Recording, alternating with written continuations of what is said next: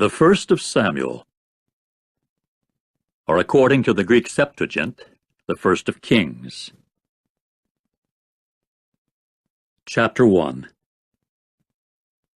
Now there happened to be a certain man of Ramoth-Aim-Zophim, of the mountainous region of Ephraim, and his name was Elkanah, the son of Jeroham, the son of Elihu, the son of Tohu, the son of Zuph, an Ephraimite.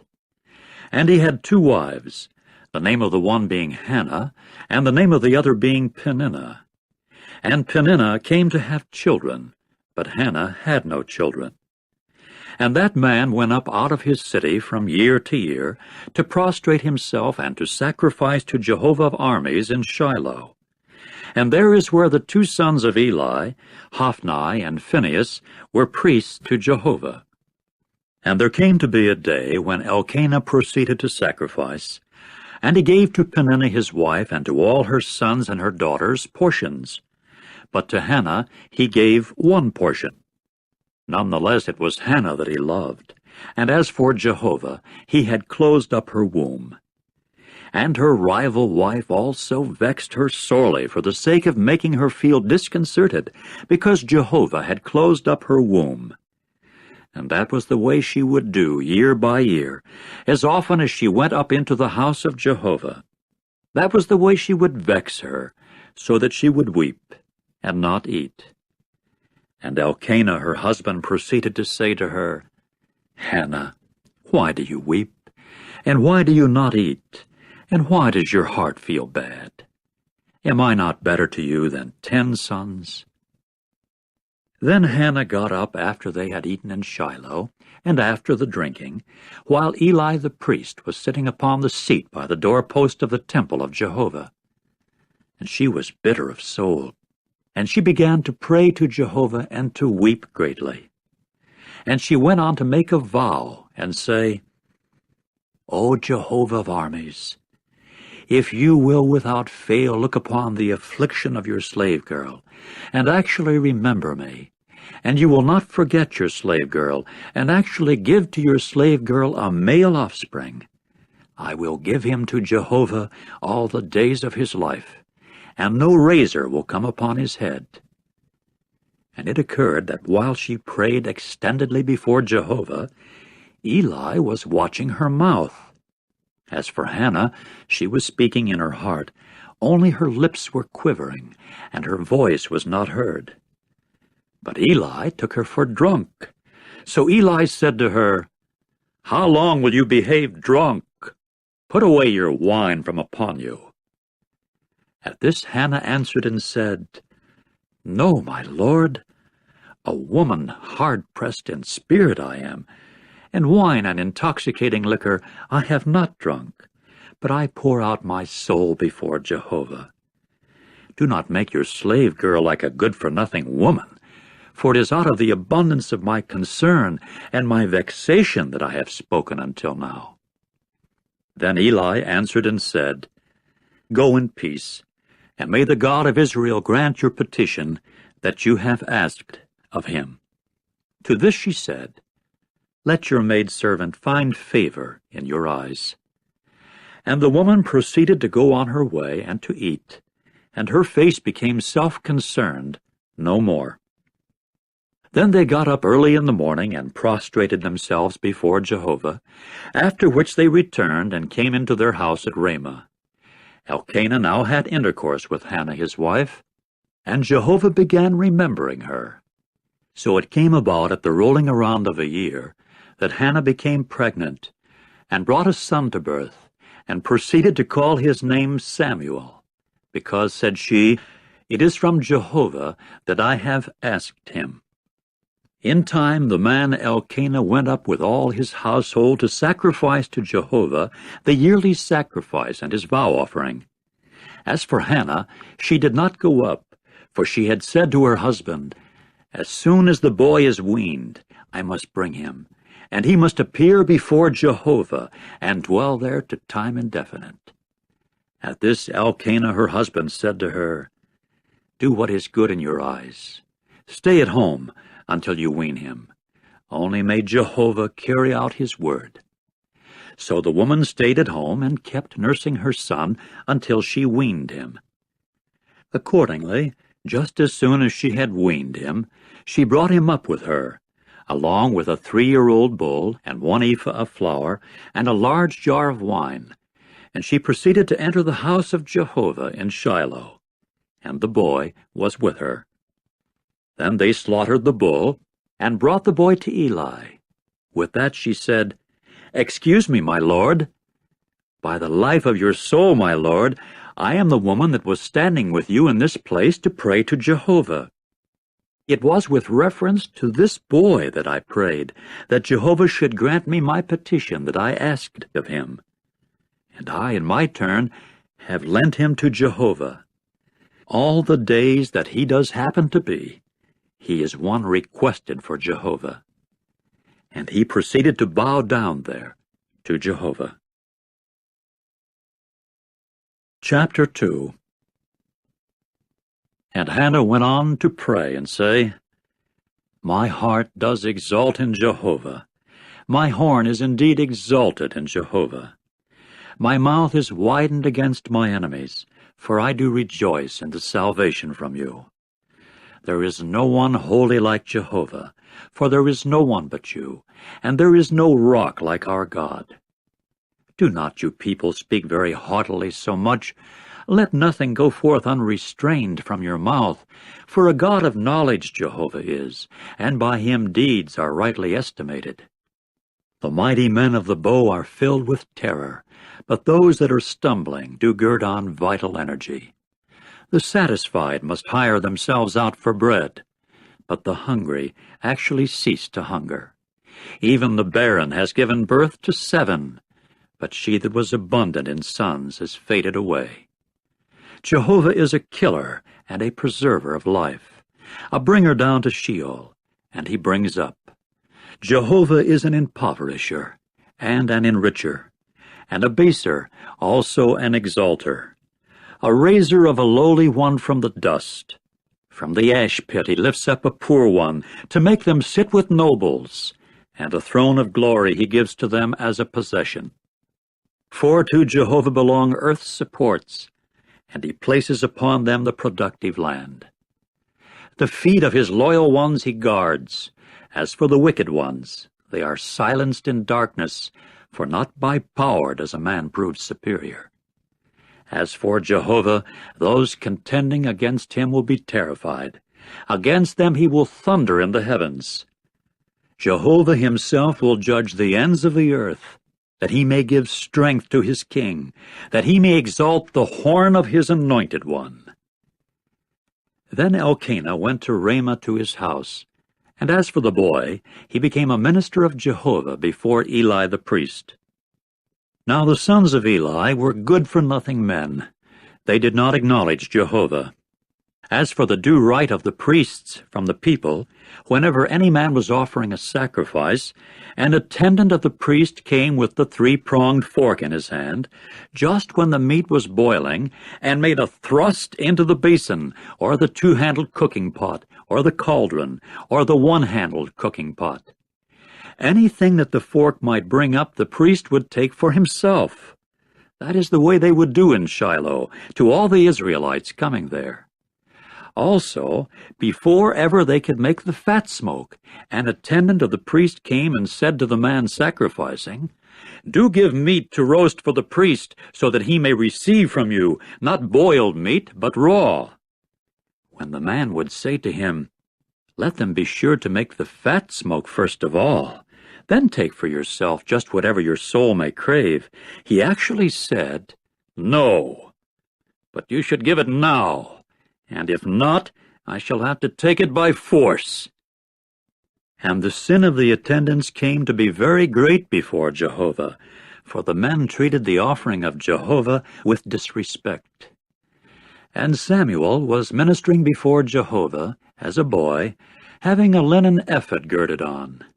Also a little sleeveless coat his mother would make for him, and she brought it up to him from year to year when she came up with her husband to sacrifice the yearly sacrifice.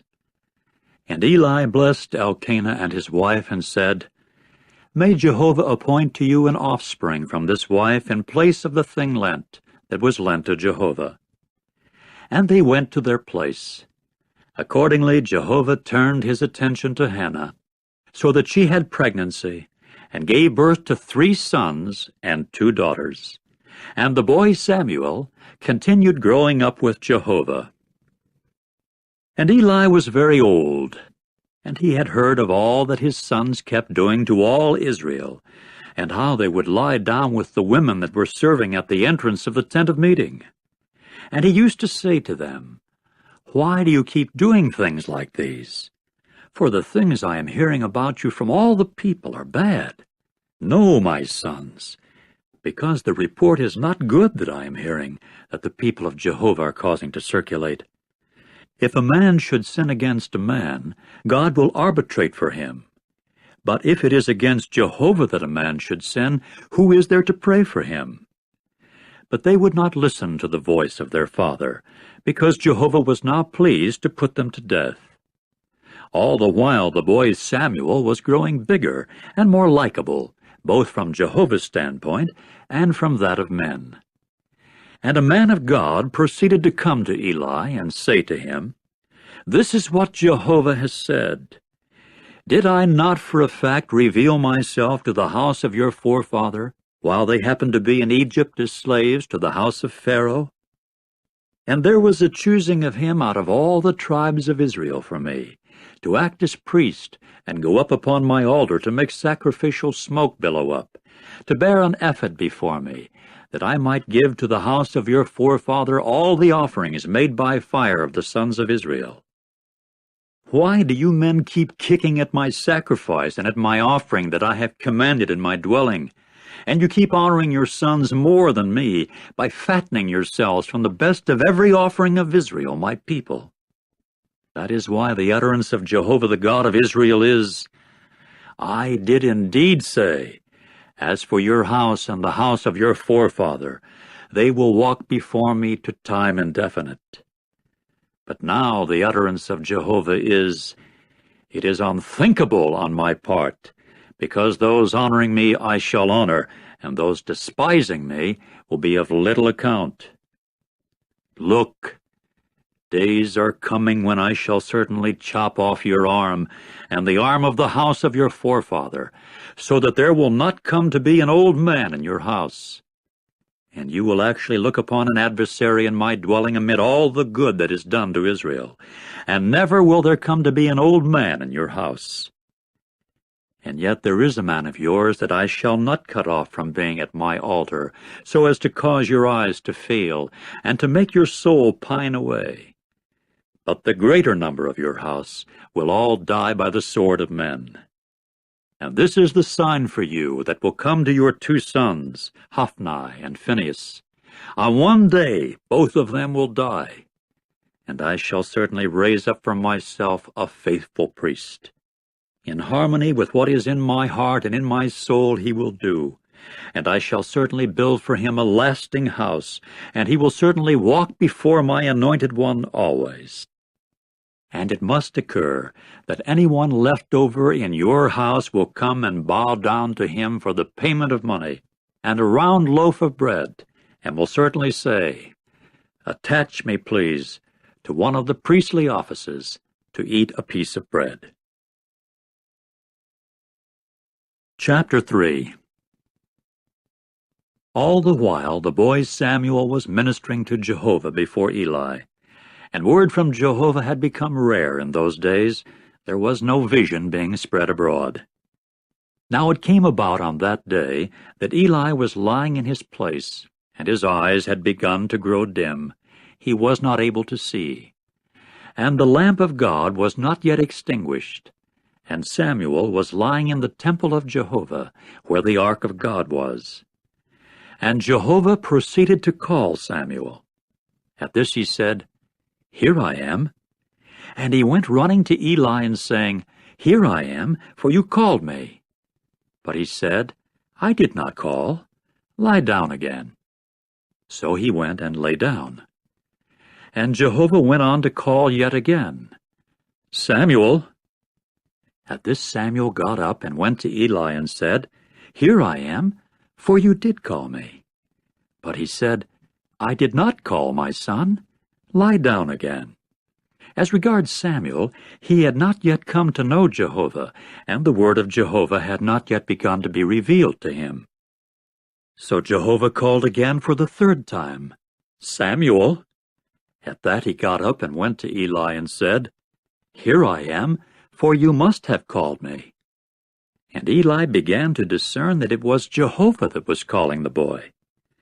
Consequently Eli said to Samuel, "Go, lie down, and it must occur that if he should call you, you must say, 'Speak, Jehovah, for your servant is listening.'" So Samuel went and lay down in his place. Then Jehovah came and took his position, and called as at the other times, "Samuel, Samuel." At this Samuel said, "Speak, for your servant is listening." And Jehovah went on to say to Samuel, "Look, I am doing something in Israel which if anyone hears about, both his ears will tingle. On that day I shall carry out toward Eli all that I have said respecting his house, from beginning to end. And you must tell him that I am judging his house to time indefinite for the error that he has known, because his sons are calling down evil upon God, and he has not rebuked them. And that is why I have sworn to the house of Eli that the error of the house of Eli will not be brought to exemption from punishment by sacrifice or by offering to time indefinite." And Samuel continued lying down until the morning. Then he opened the doors of Jehovah's house, and Samuel was afraid to tell Eli of the appearing. But Eli called Samuel and said, "Samuel, my son." At this he said, "Here I am." And he went on to say, "What is the word that he has spoken to you? Do not please hide it from me. May God do so to you, and so may he add to it, if you should hide from me a word of all the word that he has spoken to you." So Samuel told him all the words, and he did not hide anything from him. At that he said, "It is Jehovah. What is good in his eyes, let him do." And Samuel continued growing up, and Jehovah himself proved to be with him, and did not cause any of all his words to fall to the earth. And all Israel, from Dan to Beersheba, became aware that Samuel was one accredited for the position of prophet to Jehovah. And Jehovah proceeded to appear again in Shiloh, because Jehovah revealed himself to Samuel in Shiloh by the word of Jehovah. Chapter 4. And the word of Samuel continued to come to all Israel. Then Israel went out to meet the Philistines in battle, and they took up camping alongside Ebenezer, and the Philistines themselves encamped in Aphek. And the Philistines proceeded to draw up in formation to meet Israel, and the battle went badly, so that Israel was defeated before the Philistines, who went striking down about 4,000 men in closed battle line in the field. When the people came to the camp, the older men of Israel began to say, "Why did Jehovah defeat us today before the Philistines? Let us take to ourselves from Shiloh the ark of Jehovah's covenant, that it may come into our midst, and may save us from the palm of our enemies." So the people sent to Shiloh, and carried from there the ark of the covenant of Jehovah of armies, who is sitting upon the cherubs. And the two sons of Eli were there with the ark of the covenant of the true God, namely Hophni and Phinehas. And it came about that as soon as the ark of the covenant of Jehovah came into the camp, all the Israelites broke out into loud shouting, so that the earth was in a stir. The Philistines also got to hear the sound of the shouting, and began saying, "What does the sound of this loud shouting in the camp of the Hebrews mean?" Finally they got to know that the ark of Jehovah itself had come into the camp. And the Philistines became afraid, because they said, "God has come into the camp." So they said, "Woe to us, for such a thing as this never occurred before. Woe to us! Who will save us from the hand of this majestic God? This is the God that was the smiter of Egypt, with every sort of slaughter in the wilderness. Show yourselves courageous, and prove yourselves men, you Philistines, that you may not serve the Hebrews just as they have served you, and you must prove yourselves men and fight. Accordingly the Philistines fought, and Israel was defeated, and they went fleeing each one to his tent, and the slaughter came to be very great, so that out of Israel there fell 30,000 men on foot. And the ark of God itself was captured, and the two sons of Eli, Hophni and Phinehas, died. And a man of Benjamin went running from the battle line, so that he arrived at Shiloh on that day with his garments ripped apart and dirt on his head.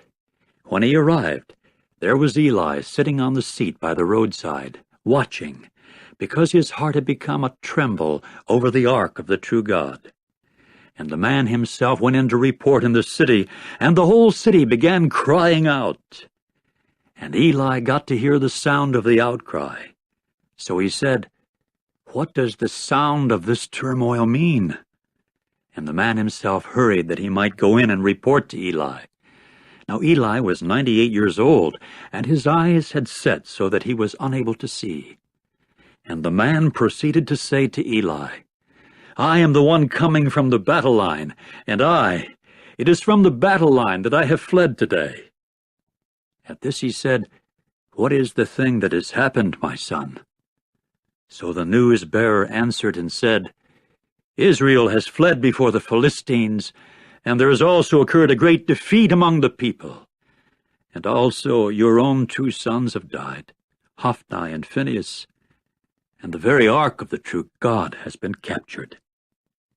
And it came about that at the moment that he mentioned the ark of the true God, he began to fall from the seat backward beside the gate, and his neck got broken so that he died, because the man was old and heavy, and he himself had judged Israel 40 years.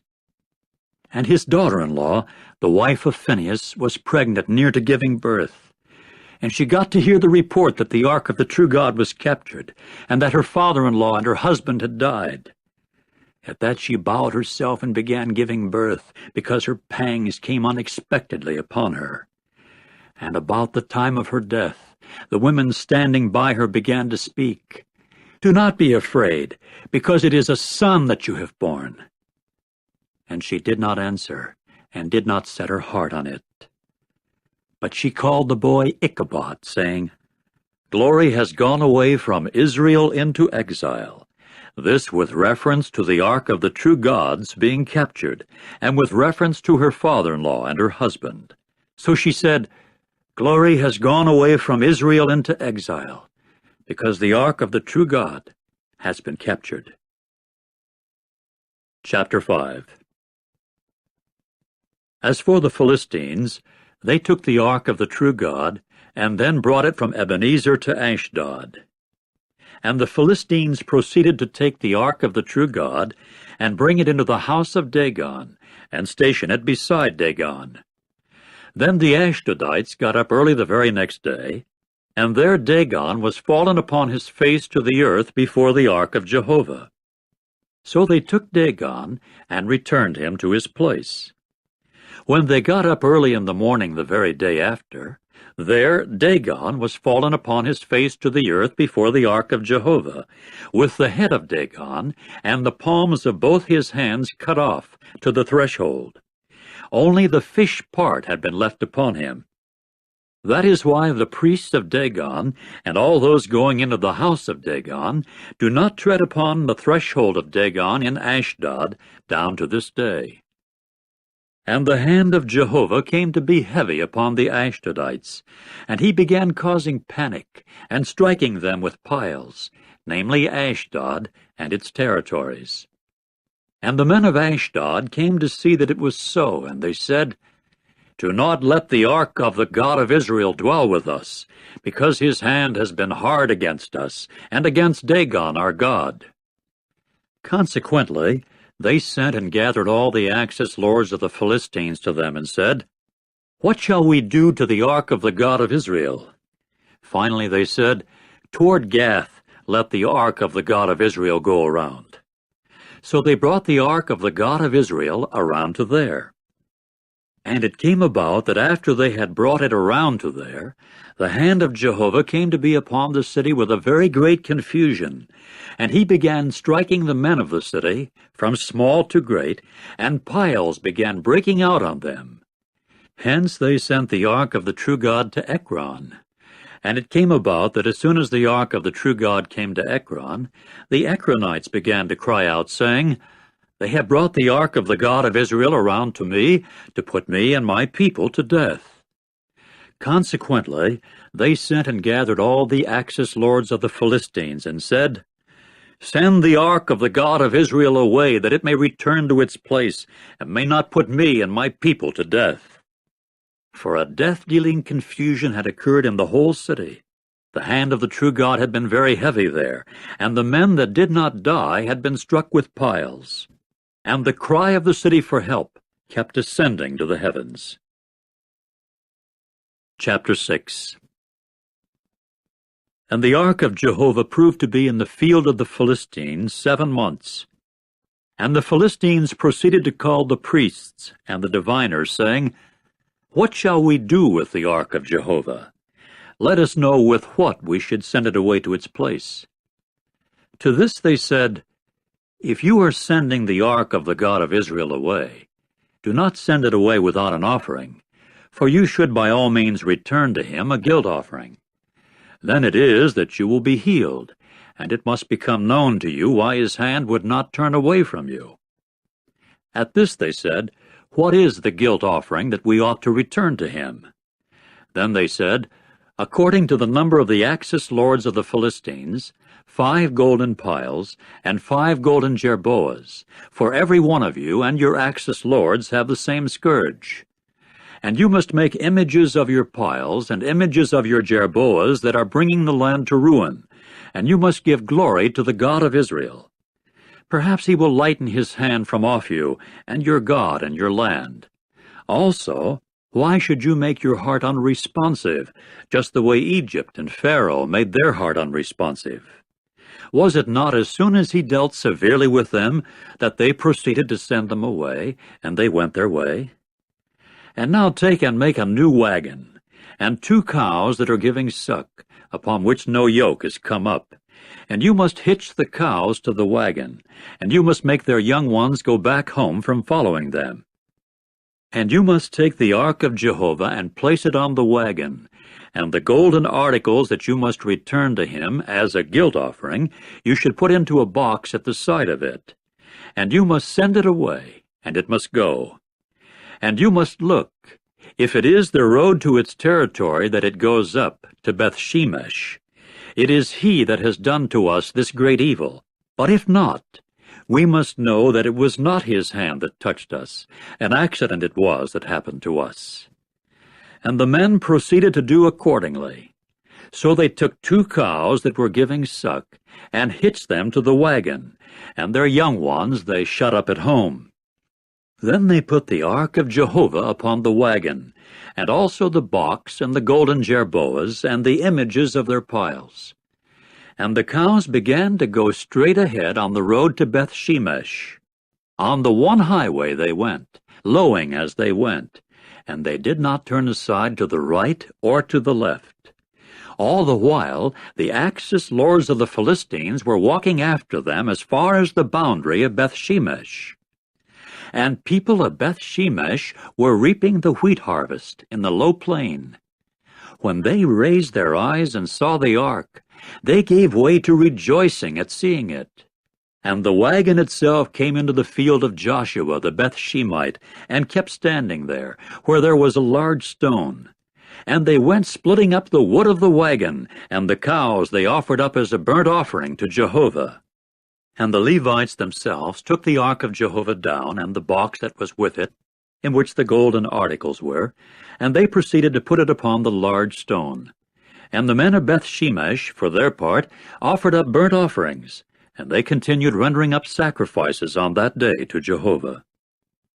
And the 5 Axis lords of the Philistines themselves saw it, and went their way back to Ekron on that day. Now these are the golden piles that the Philistines returned as a guilt offering to Jehovah. For Ashdod, 1. For Gaza, 1. For Ashkelon, 1. For Gath, 1. For Ekron, 1. And the golden jerboas were to the number of all the cities of the Philistines belonging to the 5 Axis lords, from the fortified city to the village of the open country. And the great stone upon which they rested the ark of Jehovah is a witness down to this day in the field of Joshua the Bethshemite. And he went striking down the men of Bethshemesh, because they had looked upon the ark of Jehovah. So he struck down among the people 70 men, 50,000 men, and the people began mourning because Jehovah had struck down the people with a great slaughter. Further, the men of Bethshemesh said, "Who will be able to stand before Jehovah this holy God, and to whom will he withdraw from off us?" Finally they sent messengers to the inhabitants of Kiriath-Jearim, saying, "The Philistines have returned the ark of Jehovah. Come down, take it up to yourselves." Chapter 7. Accordingly the men of Kiriath-Jearim came and brought the ark of Jehovah up, and took it into the house of Abinadab on the hill. And Eleazar his son was the one whom they sanctified to guard the ark of Jehovah. And it came about that from the day of the ark's dwelling in Kiriath-Jearim the days kept multiplying, so that they amounted to 20 years. And all the house of Israel went lamenting after Jehovah. And Samuel proceeded to say to all the house of Israel, "If it is with all your heart you are returning to Jehovah, put away the foreign gods from your midst, and also the Ashtoreth images, and direct your heart unswervingly to Jehovah, and serve him alone, and he will deliver you from the hand of the Philistines."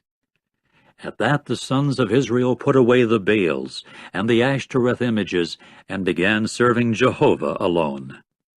Then Samuel said, "Collect all Israel together at Mizpah, that I may pray in your behalf to Jehovah."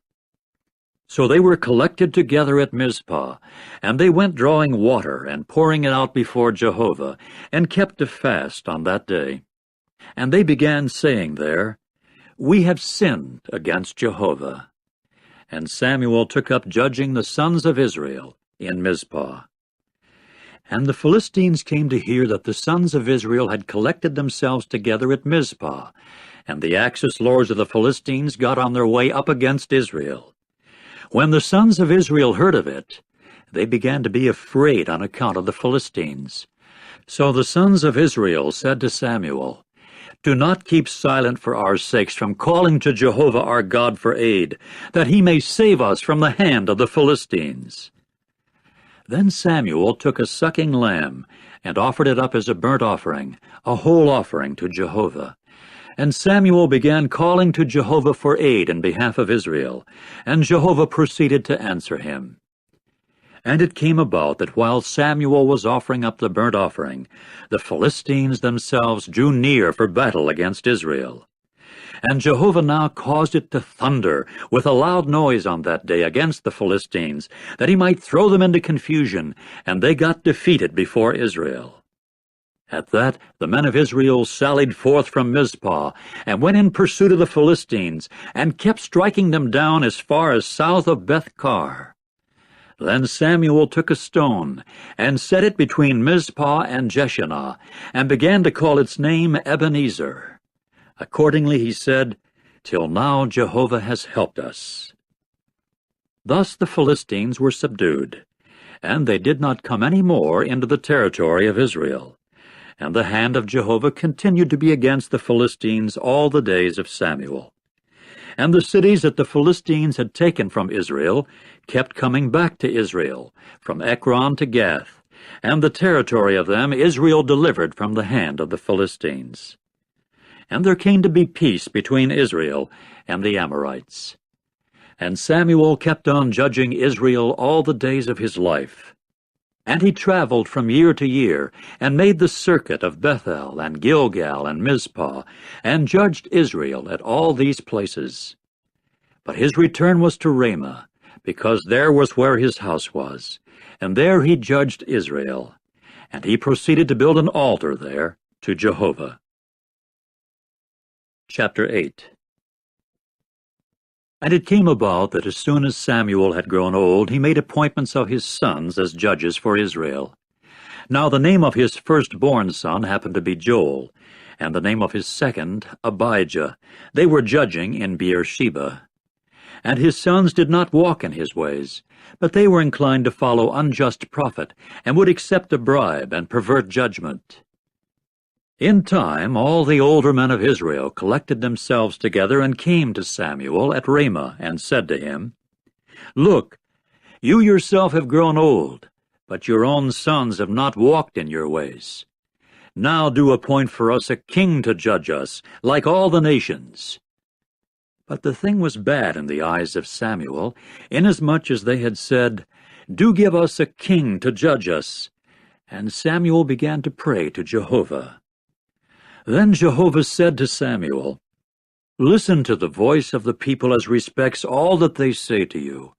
For it is not you whom they have rejected, but it is I whom they have rejected from being king over them. In accord with all their doings that they have done from the day of my bringing them up out of Egypt until this day, in that they kept leaving me and serving other gods, that is the way they are doing also to you. And now listen to their voice. Only this, that you should solemnly warn them, and you must tell them the rightful due of the king who will reign over them. So Samuel said all the words of Jehovah to the people who were asking a king of him, and he proceeded to say, This will become the rightful due of the king that will reign over you. Your sons he will take and put them as his in his chariots and among his horsemen, and some will have to run before his chariots, and to appoint for himself chiefs over thousands and chiefs over 50s, and some to do his plowing and to reap his harvest, and to make his war instruments and his chariot instruments. And your daughters he will take for ointment mixers and cooks and bakers. And your fields and your vineyards and your olive groves, the best ones, he will take and actually give to his servants. And of your fields of seed and of your vineyards he will take the 10th, and he will certainly give them to his court officials and his servants.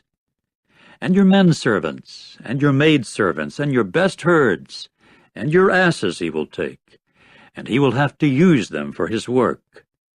Of your flocks he will take the 10th, and you yourselves will become his as servants. And you will certainly cry out in that day by reason of your king, whom you have chosen for yourselves. But Jehovah will not answer you in that day.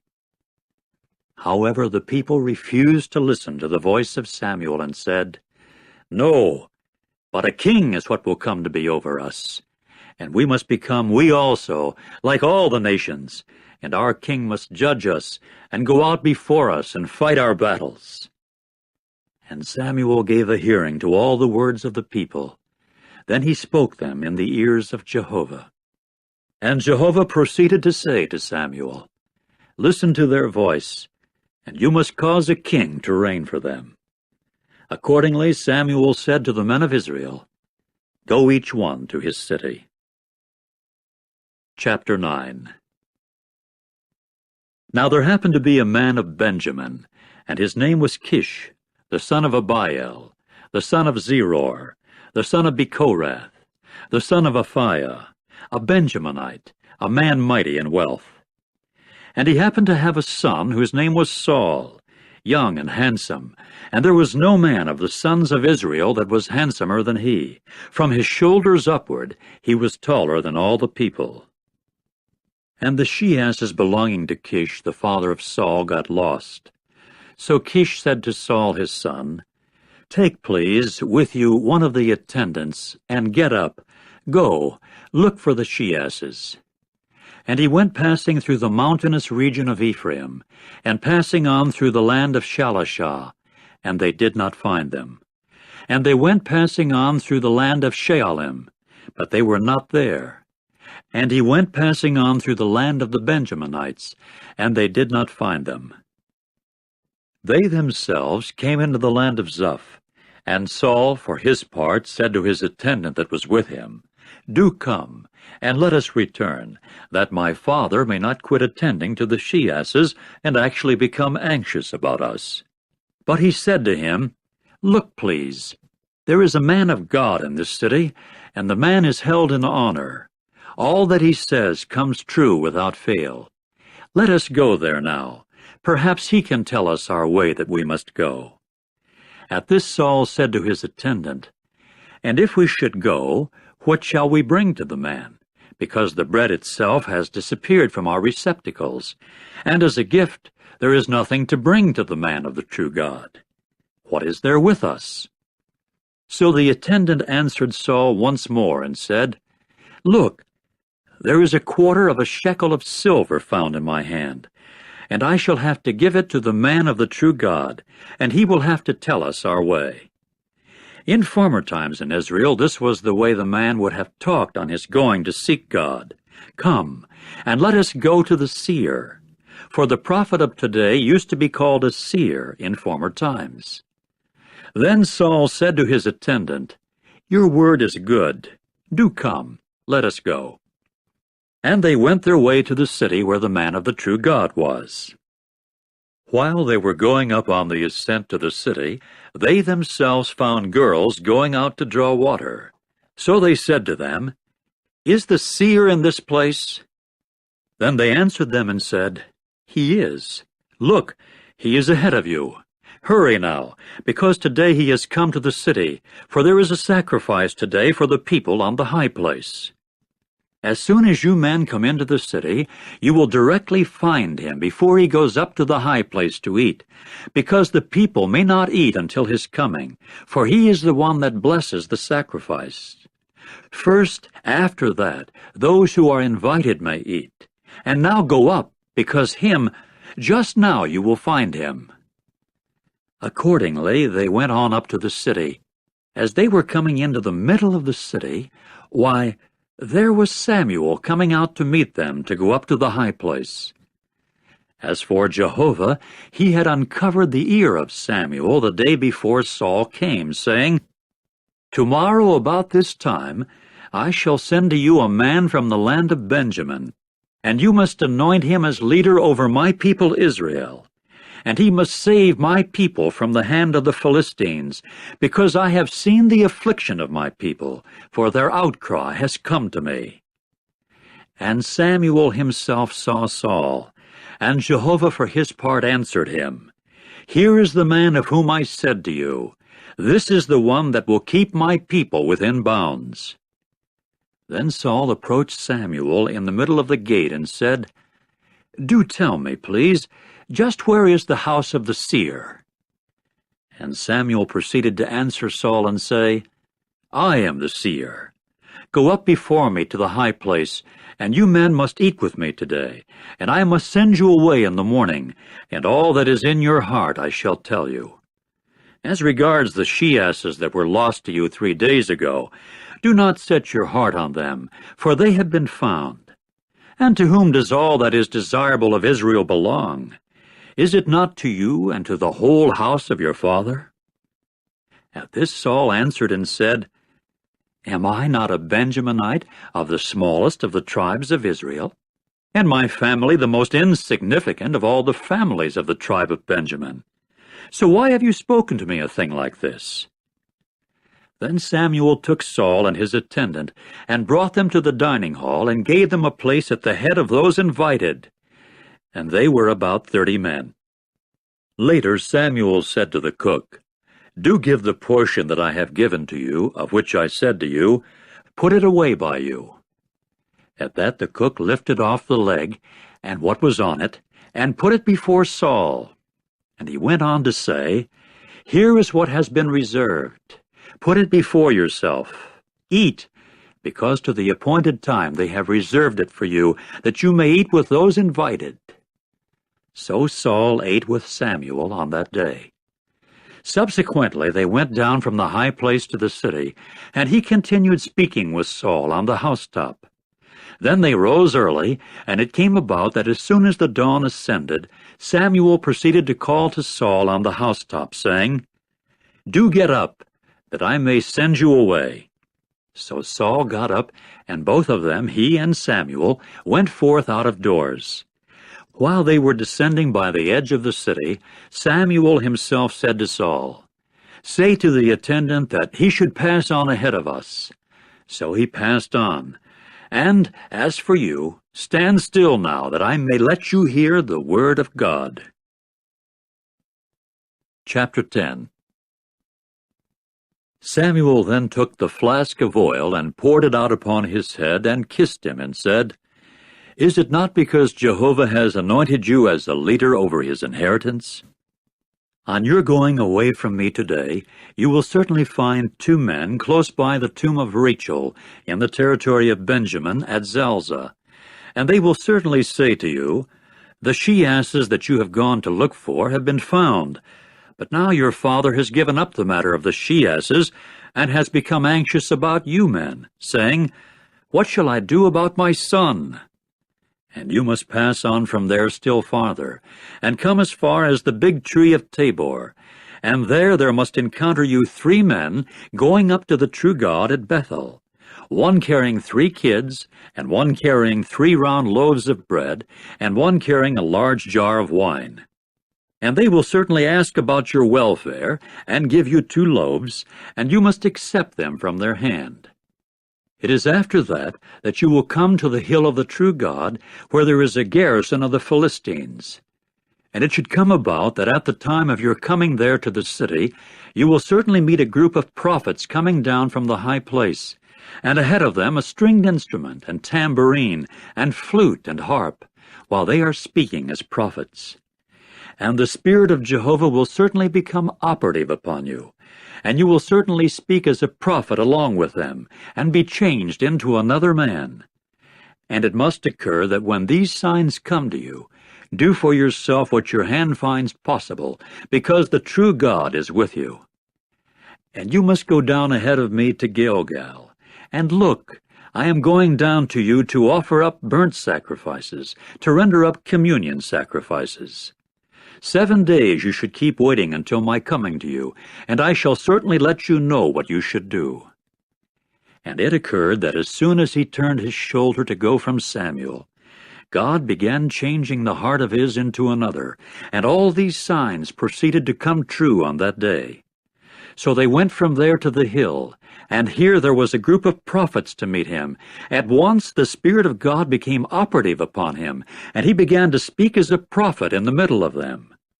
And it came about that when all those knowing him formerly saw him, look, it was with prophets that he prophesied. Consequently the people said one to another, "What is this that has happened to the son of Kish? Is Saul also among the prophets?" Then a man from there answered and said, "But who is their father?" That is why it has become a proverbial saying, "Is Saul also among the prophets?" At length he finished speaking as a prophet, and came to the high place. Later the brother of Saul's father said to him and to his attendant, "Where did you go?" Upon that he said, "To look for the she-asses, and we kept on going to see, but they were not there. So we came to Samuel." At this Saul's uncle said, "Do tell me, please, what did Samuel say to you men?" In turn Saul said to his uncle, "He told us unmistakably that the she-asses had been found." And the matter of the kingship about which Samuel had talked, he did not tell him. And Samuel proceeded to call the people together to Jehovah at Mizpah, and to say to the sons of Israel, "This is what Jehovah the God of Israel has said. It was I who brought Israel up out of Egypt, and who went delivering you from the hand of Egypt, and from the hand of all the kingdoms that were oppressing you. But you, today you have rejected your God who was a Savior to you out of all your evils and your distresses, and you went on to say, 'No, but a king is what you should put over us.' And now take your stand before Jehovah by your tribes and by your thousands." Accordingly Samuel had all the tribes of Israel draw near, and the tribe of Benjamin came to be picked. Then he had the tribe of Benjamin draw near by its families, and the family of the Matrites came to be picked. Finally Saul, the son of Kish, came to be picked. And they went looking for him, and he was not to be found. Hence they inquired further of Jehovah, Has the man come here as yet? To this Jehovah said, Here he is, hidden among the luggage. So they went running and took him from there. When he took his stand in the middle of the people, he was taller than all the other people from his shoulders upward. Then Samuel said to all the people, Have you seen the one whom Jehovah has chosen, that there is none like him among all the people? And all the people began to shout and say, Let the king live! Upon that Samuel spoke to the people about the rightful due of the kingship, and wrote it in a book, and deposited it before Jehovah. Then Samuel sent all the people away, each one to his house. As for Saul himself, he went to his home at Gibeah, and the valiant men whose heart God had touched proceeded to go with him. As for the good-for-nothing men, they said, How will this one save us? Accordingly they despised him, and they did not bring any gift to him. But he continued like one grown speechless. Chapter 11. And Nahash the Ammonite proceeded to go up and camp against Jabesh in Gilead. At that all the men of Jabesh said to Nahash, Conclude a covenant with us, that we may serve you. Then Nahash the Ammonite said to them, On this condition I shall conclude it with you, on the condition of boring out every right eye of yours, and I must put it as a reproach upon all Israel. In turn the older men of Jabesh said to him, Give us 7 days' time, and we will send messengers into all the territory of Israel. And if there is no savior of us, we must then go out to you. In time the messengers came to Gibeah of Saul, and spoke the words in the ears of the people, and all the people began raising their voice and weeping. But here is Saul coming after the herd from the field, and Saul proceeded to say, What is the matter with the people, that they should weep? And they began relating to him the words of the men of Jabesh. And the Spirit of God became operative upon Saul on his hearing these words, and his anger got very hot. So he took a pair of bulls and cut them in pieces, and sent these into all the territory of Israel by the hand of the messengers, saying, Whoever of us is not going out as a follower of Saul and of Samuel, this is the way it will be done to his cattle. And the dread of Jehovah began to fall upon the people, so that they came out as one man. Then he took the sum of them in Bezek, and the sons of Israel amounted to 300,000, and the men of Judah 30,000. They now said to the messengers that had come, This is what you will say to the men of Jabesh in Gilead. Tomorrow salvation will take place for you when the sun gets hot. With that the messengers came and told the men of Jabesh, and they gave way to rejoicing.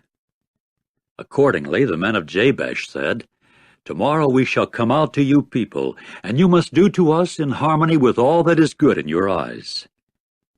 And it came about on the next day that Saul proceeded to put the people into 3 bands, and they made their way into the middle of the camp during the morning watch, and went striking down the Ammonites till the day grew hot.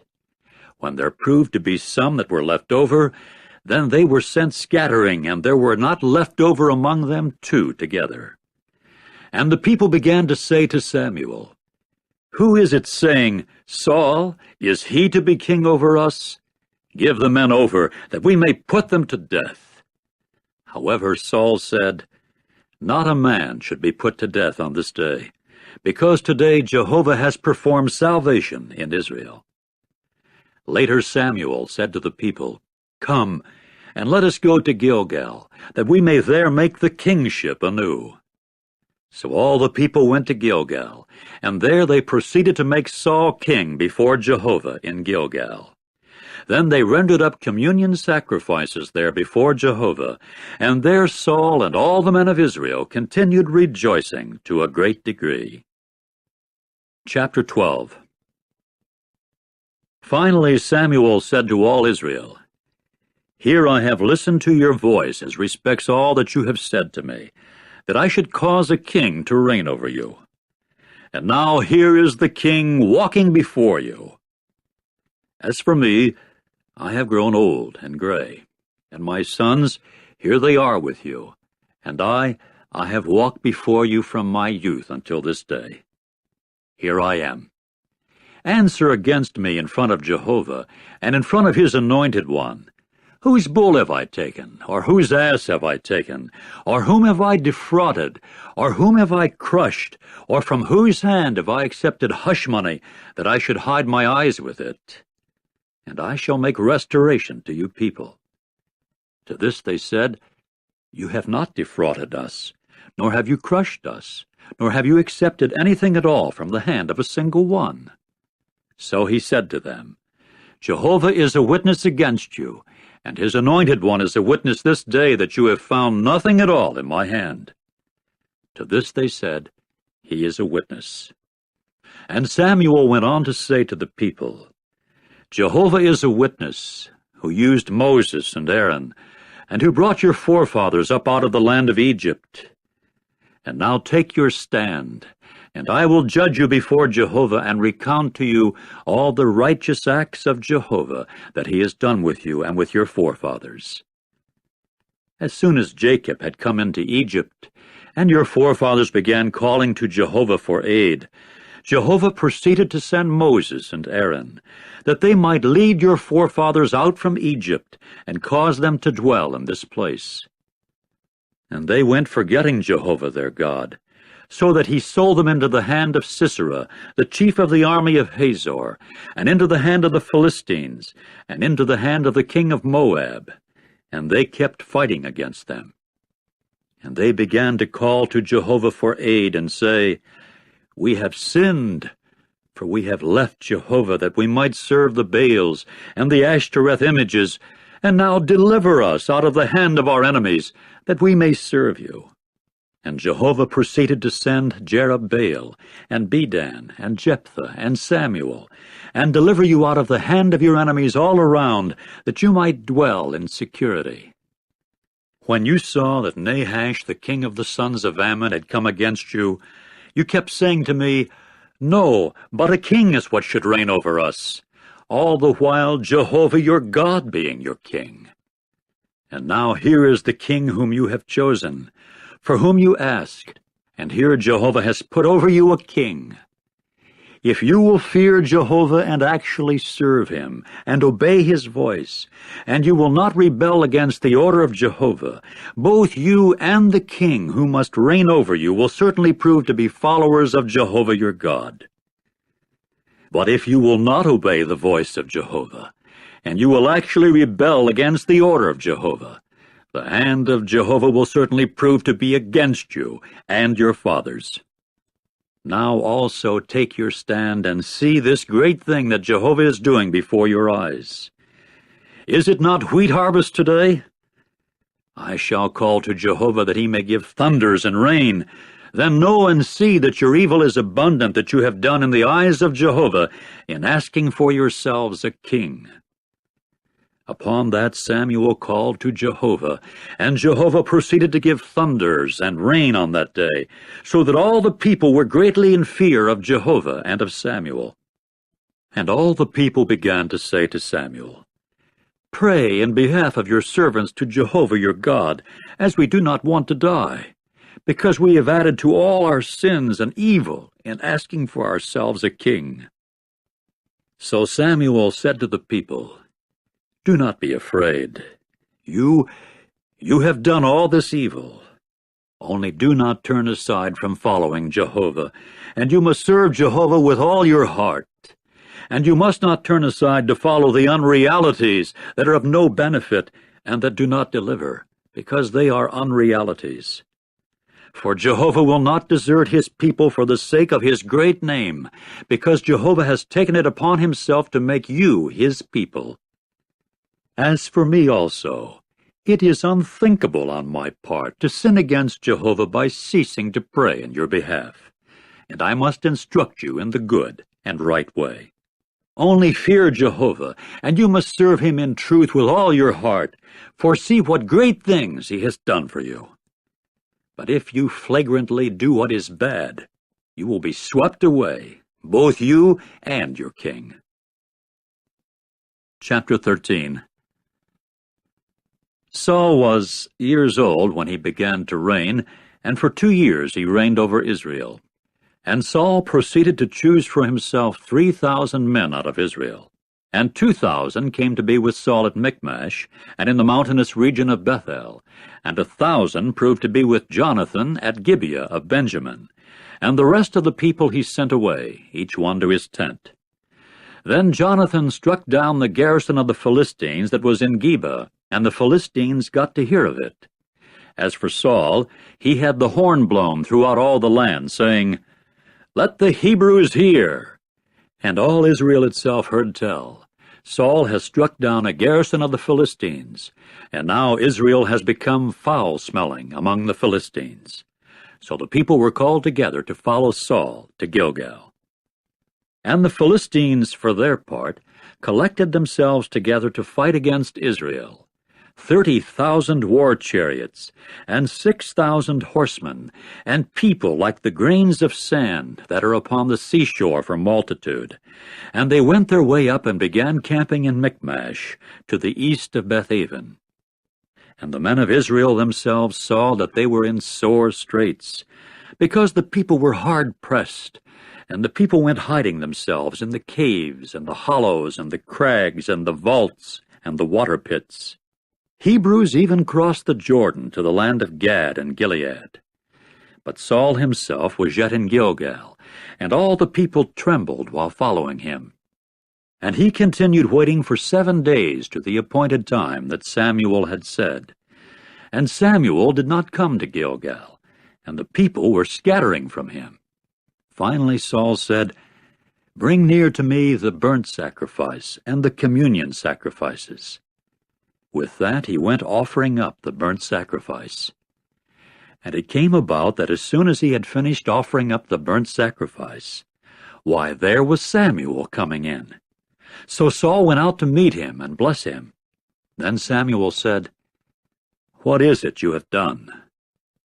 To this Saul said, "I saw that the people had been dispersed from me, and you did not come within the appointed days, and the Philistines were being collected together at Michmash. So I said to myself, Now the Philistines will come down against me at Gilgal, and the face of Jehovah I have not softened.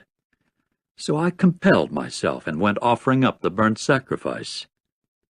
At this Samuel said to Saul, "You have acted foolishly. You have not kept the commandment of Jehovah your God that he commanded you, because if you had, Jehovah would have made your kingdom firm over Israel to time indefinite. And now your kingdom will not last. Jehovah will certainly find for himself a man agreeable to his heart, and Jehovah will commission him as a leader over his people, because you did not keep what Jehovah commanded you." Then Samuel rose and went his way up from Gilgal to Gibeah of Benjamin. And Saul proceeded to take the count of the people, those yet found with him, about 600 men. And Saul and Jonathan his son, and the people yet found with them, were dwelling in Geba of Benjamin. As for the Philistines, they had encamped in Michmash. And the force of pillagers would sally forth from the camp of the Philistines in 3 bands. The one band would turn to the road to Ophrah, to the land of Shual, and the other band would turn to the road of Beth-horon, and the third band would turn to the road to the boundary that looks toward the valley of Zeboim, toward the wilderness. Now there was not a smith to be found in all the land of Israel, because the Philistines had said, that the Hebrews may not make a sword or a spear. And all the Israelites would go down to the Philistines to get each one his plowshare, or his mattock, or his axe, or his sickle sharpened. And the price for sharpening proved to be a pim for the plowshares, and for the mattocks, and for the 3-toothed instruments, and for the axes, and for fixing fast the ox goad.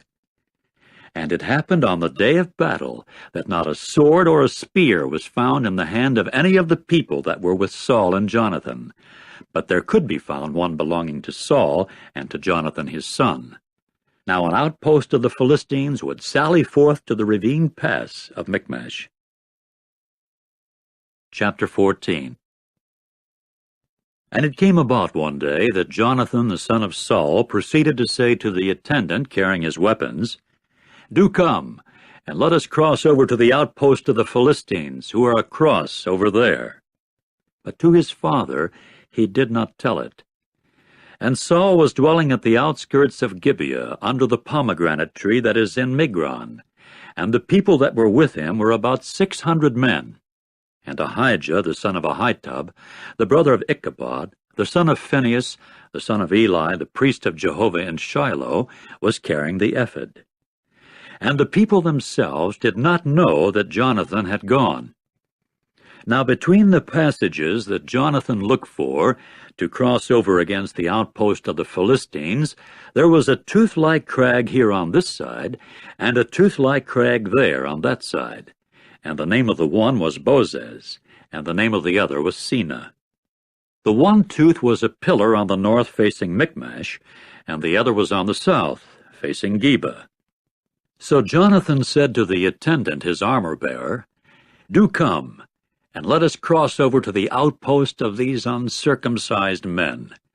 Perhaps Jehovah will work for us, for there is no hindrance to Jehovah to save by many or by few." At this his armor-bearer said to him, "Do whatever is in your heart. Turn where you wish to. Here I am with you, in accord with your heart." Then Jonathan said, "Here we are crossing over to the men, and let us expose ourselves to them. If this is the way they should say to us, 'Stand still until we make contact with you,' we must then stand where we are, and we should not go on up to them. But if this is the way they should say, 'Come up against us,' we must then go up, because Jehovah will certainly give them into our hand, and this is for us the sign." With that the two of them exposed themselves to the outpost of the Philistines.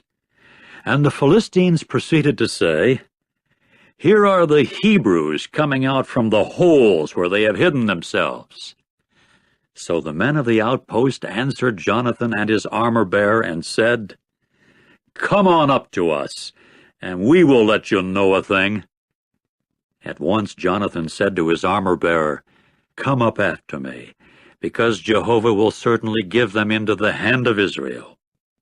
And Jonathan kept going up on his hands and his feet, and his armor-bearer after him. And they began to fall before Jonathan, and his armor-bearer was putting them to death behind him. And the first slaughter with which Jonathan and his armor-bearer struck them down amounted to about 20 men, within about half the plowing line in an acre of field. Then a trembling occurred in the camp in the field, and among all the people of the outpost, and the force of pillagers trembled, even they, and the earth began quaking, and it developed into a trembling from God. And the watchmen belonging to Saul in Gibeah of Benjamin got to see it, and look, the turmoil swayed this way and that. And Saul proceeded to say to the people that were with him, "Take the count, please, and see who has gone out from us." When they took the count, why, look, Jonathan and his armor-bearer were not there. Saul now said to Ahijah, "Do bring the ark of the true God near." For the ark of the true God proved to be on that day with the sons of Israel. And it came about that while Saul was speaking to the priest, the turmoil that was in the camp of the Philistines continued to go on, getting greater and greater. Then Saul said to the priest, "Withdraw your hand." Thus Saul and all the people that were with him were called out. So they came as far as the battle, and there the sword of each one had come to be against his fellow man. The rout was very great. And the Hebrews that had come to belong to the Philistines as formerly, and that had gone up with them into the camp round about, even they too were for proving themselves to be with Israel, who was with Saul and Jonathan. All the men of Israel also, that were hidden in the mountainous region of Ephraim, heard that the Philistines had taken to flight, and they too went pursuing closely after them into the battle. And Jehovah proceeded on that day to save Israel, and the battle itself passed over to Bethaven. And the men of Israel themselves were hard pressed on that day. And yet Saul put the people under the pledge of an oath, saying, Cursed is the man that eats bread before the evening, and until I have taken vengeance upon my enemies. And none of the people tasted bread. And all those of the land came into the woods, when honey happened to be over all the surface of the field. When the people came into the woods, why, look, there was a dripping of honey. But there was no one putting his hand to his mouth, because the people were afraid of the oath. As for Jonathan, he had not been listening when his father put the people under an oath. So he stretched out the tip of the rod that was in his hand, and dipped it into the honeycomb, and drew his hand back to his mouth, and his eyes began to beam. At this one of the people answered and said, Your father solemnly put the people under oath, saying, Cursed is the man that eats bread today. And the people began to get tired. However, Jonathan said, My father has brought ostracism upon the land. See, please, how my eyes have beamed because I tasted this little bit of honey. How much more so, if the people had but eaten today from the spoil of their enemies that they found. For now the slaughter upon the Philistines has not been great. And on that day they kept striking down the Philistines from Michmash to Aijalon, and the people got to be very tired. And the people began darting greedily at the spoil, and taking sheep and cattle and calves, and slaughtering them on the earth, and the people fell to eating along with the blood. So they told Saul, saying, Look, the people are sinning against Jehovah by eating along with the blood. At this he said, You have dealt treacherously. First of all, roll a great stone to me. After that Saul said, Scatter among the people, and you must say to them, Bring near to me each one of you his bull, and each one his sheep. And you must do the slaughtering in this place, and the eating. And you must not sin against Jehovah by eating along with the blood. Accordingly all the people brought near each one his bull that was in his hand that night, and did the slaughtering there. And Saul proceeded to build an altar to Jehovah. With it he started altar building to Jehovah. Later Saul said, Let us go down after the Philistines by night, and plunder them until the morning lightens up, and let us not leave a single one among them. To this they said, Anything that is good in your eyes, do. Then the priest said, Let us approach here to the true God. And Saul began to inquire of God, Shall I go down after the Philistines? Will you give them into the hand of Israel? And he did not answer him on that day. So Saul said, Come near here, all you key men of the people, and ascertain and see in what way this sin has come to be today.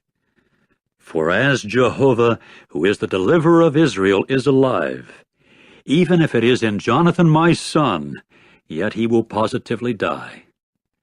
But there was no one answering him out of all the people.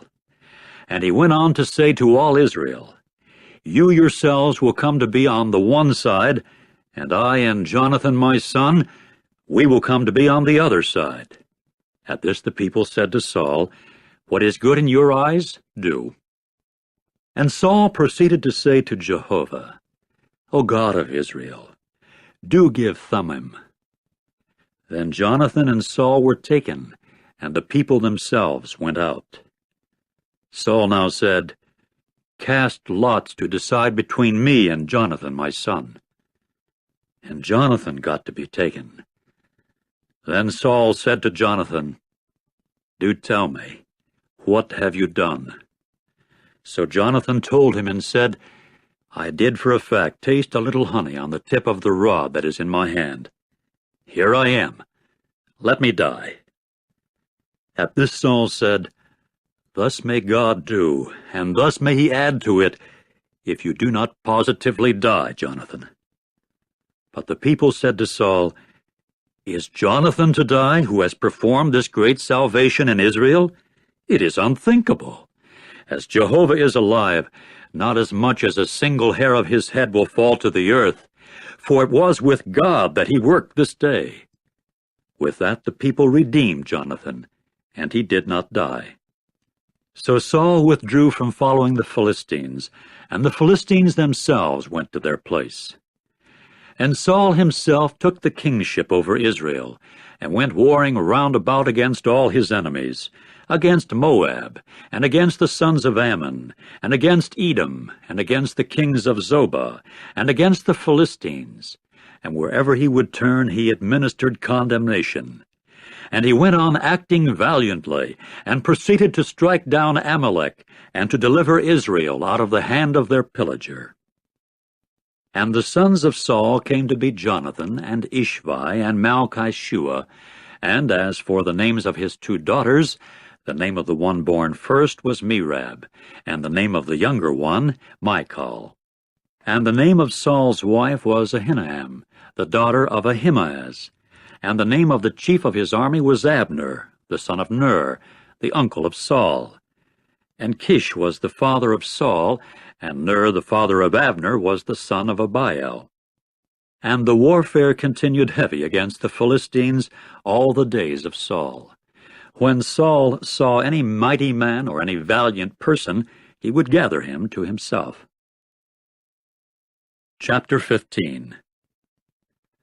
Then Samuel said to Saul, "It was I whom Jehovah sent to anoint you as king over his people Israel. And now listen to the voice of the words of Jehovah. This is what Jehovah of armies has said. I must call to account what Amalek did to Israel when he set himself against him in the way while he was coming up out of Egypt. Now go, and you must strike down Amalek, and devote him to destruction with all that he has. And you must not have compassion upon him, and you must put them to death, man as well as woman, child as well as suckling, bull as well as sheep, camel as well as ass." Accordingly Saul summoned the people, and took the count of them in Telaim, 200,000 men on foot, and 10,000 men of Judah. And Saul proceeded to come as far as the city of Amalek, and to lie in ambush by the torrent valley. Meanwhile Saul said to the Kenites, "Go, depart, go down from the midst of the Amalekites, that I may not sweep you away with them. As for you, you exercised loving kindness with all the sons of Israel at the time of their coming up out of Egypt." So the Kenites departed from the midst of Amalek. After that Saul went striking down Amalek from Havilah as far as Shur, which is in front of Egypt. And he got to catch Agag, the king of Amalek, alive, and all the other people he devoted to destruction with the edge of the sword. But Saul and the people had compassion upon Agag, and upon the best of the flock, and the herd, and the fat ones, and upon the rams, and upon all that was good, and they did not wish to devote them to destruction. As for all the goods that were despicable and rejected, these they devoted to destruction. The word of Jehovah now came to Samuel, saying, "I do regret that I have caused Saul to reign as king, because he has turned back from following me, and my words he has not carried out." And it was distressing to Samuel, and he kept crying out to Jehovah all night long. Then Samuel got up early to meet Saul in the morning. But report was made to Samuel, saying, "Saul came to Carmel, and look, he was erecting a monument for himself." And he then turned around and went across and descended to Gilgal.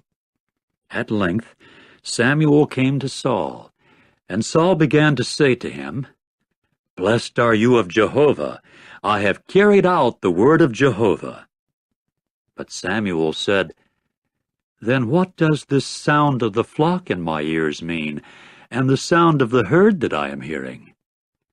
To this Saul said, "From the Amalekites they have brought them, because the people had compassion upon the best of the flock and of the herd, for the purpose of sacrificing to Jehovah your God.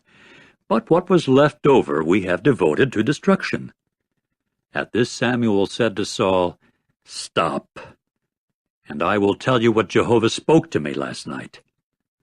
So he said to him, "Speak." And Samuel went on to say, "Was it not when you were little in your own eyes that you were head of the tribes of Israel, and Jehovah proceeded to anoint you as king over Israel? Later Jehovah sent you on a mission and said, 'Go, and you must devote the sinners, the Amalekites, to destruction, and you must fight against them until you will have exterminated them.' So why is it you did not obey the voice of Jehovah, but went darting greedily at the spoil, and doing what was bad in the eyes of Jehovah?" However, Saul said to Samuel, "But I have obeyed the voice of Jehovah, in that I went on the mission on which Jehovah had sent me, and I brought Agag the king of Amalek, but Amalek I have devoted to destruction.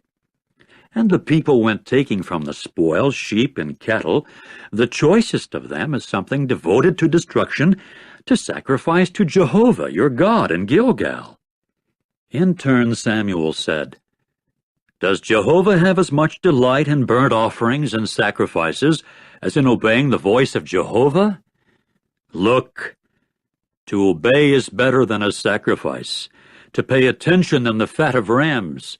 For rebelliousness is the same as the sin of divination, and pushing ahead presumptuously the same as using uncanny power and teraphim. Since you have rejected the word of Jehovah, he accordingly rejects you from being king."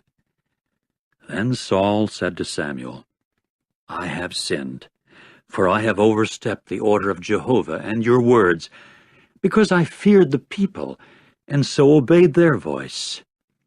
And now, please, pardon my sin, and return with me, that I may prostrate myself to Jehovah." But Samuel said to Saul, "I shall not return with you, for you have rejected the word of Jehovah, and Jehovah rejects you from continuing as king over Israel."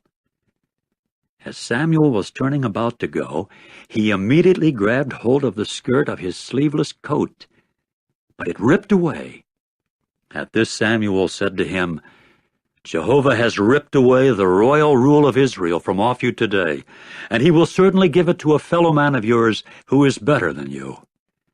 And besides, the excellency of Israel will not prove false, and he will not feel regrets, for he is not an earthling man so as to feel regrets." At this he said, "I have sinned. Now honor me, please, in front of the older men of my people, and in front of Israel, and return with me, and I shall certainly prostrate myself to Jehovah your God." So Samuel returned behind Saul, and Saul proceeded to prostrate himself to Jehovah. After that Samuel said, "Bring Agag the king of Amalek near to me." Then Agag went to him reluctantly. And Agag began to say to himself, "Truly the bitter experience of death has departed." However, Samuel said, "Just as your sword has bereaved women of children, in that way your mother will be most bereaved of children among women." With that Samuel went hacking Agag to pieces before Jehovah in Gilgal. Samuel now went his way to Ramah, and Saul, for his part, went up to his own house at Gibeah of Saul. And Samuel did not see Saul again until the day of his death, because Samuel had gone into mourning for Saul. As for Jehovah, he regretted that he had made Saul king over Israel. Chapter 16. Eventually Jehovah said to Samuel, "For how long will you be mourning for Saul, while I, on the other hand, have rejected him from ruling as king over Israel? Fill your horn with oil and go. I shall send you to Jesse, the Bethlehemite, because I have provided among his sons a king for myself." But Samuel said, "How can I go? Once Saul has heard of it, he will certainly kill me." And Jehovah went on to say, "A young cow of the herd you should take with you, and you must say, 'To sacrifice to Jehovah is why I have come.' And you must call Jesse to the sacrifice, and I, for my part, shall make known to you what you should do, and you must anoint for me the one whom I designate to you." And Samuel proceeded to do what Jehovah spoke. When he came to Bethlehem, the older men of the city began to tremble at meeting him, and so they said, "Does your coming mean peace?" To this he said, "It means peace. To sacrifice to Jehovah is why I have come. Sanctify yourselves, and you must come with me to the sacrifice." Then he sanctified Jesse and his sons, after which he called them to the sacrifice. And it came about that as they came in and he caught sight of Eliab, he at once said, "Surely his anointed one is before Jehovah." But Jehovah said to Samuel, "Do not look at his appearance and at the height of his stature, for I have rejected him. For not the way man sees is the way God sees, because mere man sees what appears to the eyes, but as for Jehovah, he sees what the heart is." Then Jesse called Abinadab, and had him pass before Samuel. But he said, "Neither has Jehovah chosen this one." Next Jesse had Shammah pass by, but he said, "Neither has Jehovah chosen this one." So Jesse had 7 of his sons pass before Samuel. Still Samuel said to Jesse, "Jehovah has not chosen these." Finally Samuel said to Jesse, "Are these all the boys?" To this he said, "The youngest one has till now been left out, and look, he is pasturing the sheep." At that Samuel said to Jesse, "Do send and fetch him, because we shall not sit down to meal until his coming here." Accordingly he sent and had him come. Now he was ruddy, a young man with beautiful eyes, and handsome in appearance. Then Jehovah said, "Get up, anoint him, for this is he." Accordingly Samuel took the horn of oil and anointed him in the midst of his brothers. And the Spirit of Jehovah began to be operative upon David from that day forward. Later Samuel rose and went his way to Ramah. And the very Spirit of Jehovah departed from Saul, and a bad spirit from Jehovah terrorized him. And the servants of Saul began to say to him, "Hear now, God's bad spirit is terrorizing you. Let our Lord please command your servants before you, that they should look for a skilled man playing upon the harp. And it must occur that when God's bad spirit comes to be upon you, he will have to play with his hand, and it will certainly be well with you." So Saul said to his servants, "Provide me, please, a man doing well at playing, and you must bring him to me." And one of the attendants proceeded to answer and say, "Look, I have seen how a son of Jesse the Bethlehemite is skilled at playing, and he is a valiant, mighty man, and a man of war, and an intelligent speaker, and a well-formed man, and Jehovah is with him." Then Saul sent messengers to Jesse and said, "Do send to me David your son, who is with the flock." So Jesse took an ass, bread, and a skin bottle of wine, and a kid of the goats, and sent them by the hand of David his son to Saul. Thus David came to Saul and attended upon him, and he got to loving him very much, and he came to be his armor-bearer. Consequently Saul sent to Jesse, saying, "Let David please keep attending upon me, for he has found favor in my eyes." And it occurred that when God's Spirit came to be upon Saul, David took the harp and played with his hand, and there was relief for Saul, and it was well with him, and the bad spirit departed from upon him. Chapter 17. And the Philistines went collecting their camps together for war. When they were collected together at Socoh, which belongs to Judah, then they took up camping between Socoh and Azekah, in Ephes Dammim. As for Saul and the men of Israel, They collected themselves together and took up camping in the low plain of Elah, and they went drawing up in battle formation to meet the Philistines. And the Philistines were standing on the mountain on this side, and the Israelites were standing on the mountain on that side, with the valley between them. And a champion began to go out from the camps of the Philistines, his name being Goliath from Gath, his height being 6 cubits and a span. And there was a helmet of copper on his head, and he was clad with a coat of mail, of overlapping scales, and the weight of the coat of mail was 5,000 shekels of copper. And there were greaves of copper above his feet, and a javelin of copper between his shoulders. And the wooden shaft of his spear was like the beam of loom workers, and the blade of his spear was 600 shekels of iron, and the bearer of the large shield was marching ahead of him. Then he stood still, and began to call to the battle lines of Israel, and say to them, "Why do you come out to draw up in battle formation? Am I not the Philistine, and you servants belonging to Saul? Choose a man for yourselves, and let him come down to me. If he is able to fight with me, and he does strike me down, we must then become servants to you. But if I myself am a match for him, and I do strike him down, you must also become servants to us, and you must serve us." And the Philistine went on to say, "I myself do taunt the battle lines of Israel this day. Give me a man, and let us fight together." When Saul and all Israel heard these words of the Philistine, then they became terrified, and were greatly afraid. Now David was the son of this Ephrathite from Bethlehem of Judah, whose name was Jesse, and he had 8 sons. And in the days of Saul, the man was already old among men. And the 3 oldest sons of Jesse proceeded to go. They went after Saul to the war, and the names of his 3 sons that went into the war were Eliab, the firstborn, and his 2nd son Abinadab, and the 3rd Shammah. And David was the youngest, and the 3 oldest themselves went after Saul. And David was going and returning from Saul to tend the sheep of his father at Bethlehem. And the Philistine kept coming forward at early morning and at evening, and taking his position for 40 days.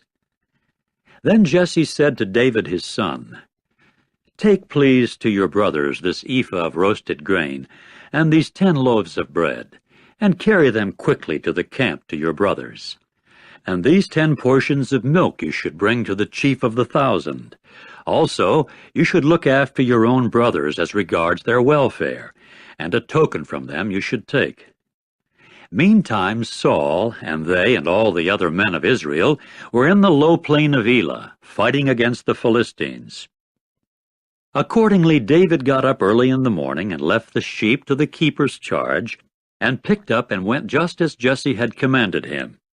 When he came to the camp enclosure, the military forces were going out to the battle line, and they raised a shout for the battle. And Israel and the Philistines began drawing up battle line to meet battle line. Immediately David left the baggage from off him to the care of the keeper of the baggage, and went running to the battle line. When he came, he began asking about the welfare of his brothers. While he was speaking with them, why, here the champion, his name being Goliath, the Philistine from Gath, was coming up from the battle lines of the Philistines, and he began speaking the same words as before, and David got to listen in. As for all the men of Israel, on their seeing the man, why, they went fleeing on account of him, and were very much afraid. And the men of Israel began to say, "Have you seen this man that is coming up? For it is to taunt Israel that he is coming up. And it must occur that the man who strikes him down, the king will enrich him with great riches, and his own daughter he will give him, and the house of his father he will set free in Israel." And David began to say to the men that were standing close by him, "What will be done to the man that strikes down that Philistine over there, and actually turns away reproach from upon Israel? For who is this uncircumcised Philistine that he has to taunt the battle lines of the living God?" Then the people said to him the same words as before, saying, "This is the way it will be done to the man that strikes him down." And Eliab his oldest brother got to hear as he spoke to the men, and Eliab's anger grew hot against David, so that he said, "Why is it that you have come down? And in whose charge did you leave those few sheep behind in the wilderness? I myself well know your presumptuousness and the badness of your heart, because you have come down for the purpose of seeing the battle." To this David said, "What have I done now? Was it not just a word?" With that he turned about from beside him toward someone else, and went saying the same word as before, and in turn the people gave him the same reply as formerly. So the words that David spoke came to be heard, and they went telling them before Saul. Hence he fetched him. And David proceeded to say to Saul, "Do not let the heart of any man collapse within him. Your servant himself will go and actually fight with this Philistine." But Saul said to David, "You are not able to go against this Philistine to fight with him, for you are but a boy, and he is a man of war from his boyhood." And David went on to say to Saul, "Your servant became a shepherd of his father among the flock. And there came a lion, and also a bear, and each carried off a sheep from the drove. And I went out after it, and struck it down, and made the rescue from its mouth. When it began rising against me, I grabbed hold of its beard, and struck it down and put it to death.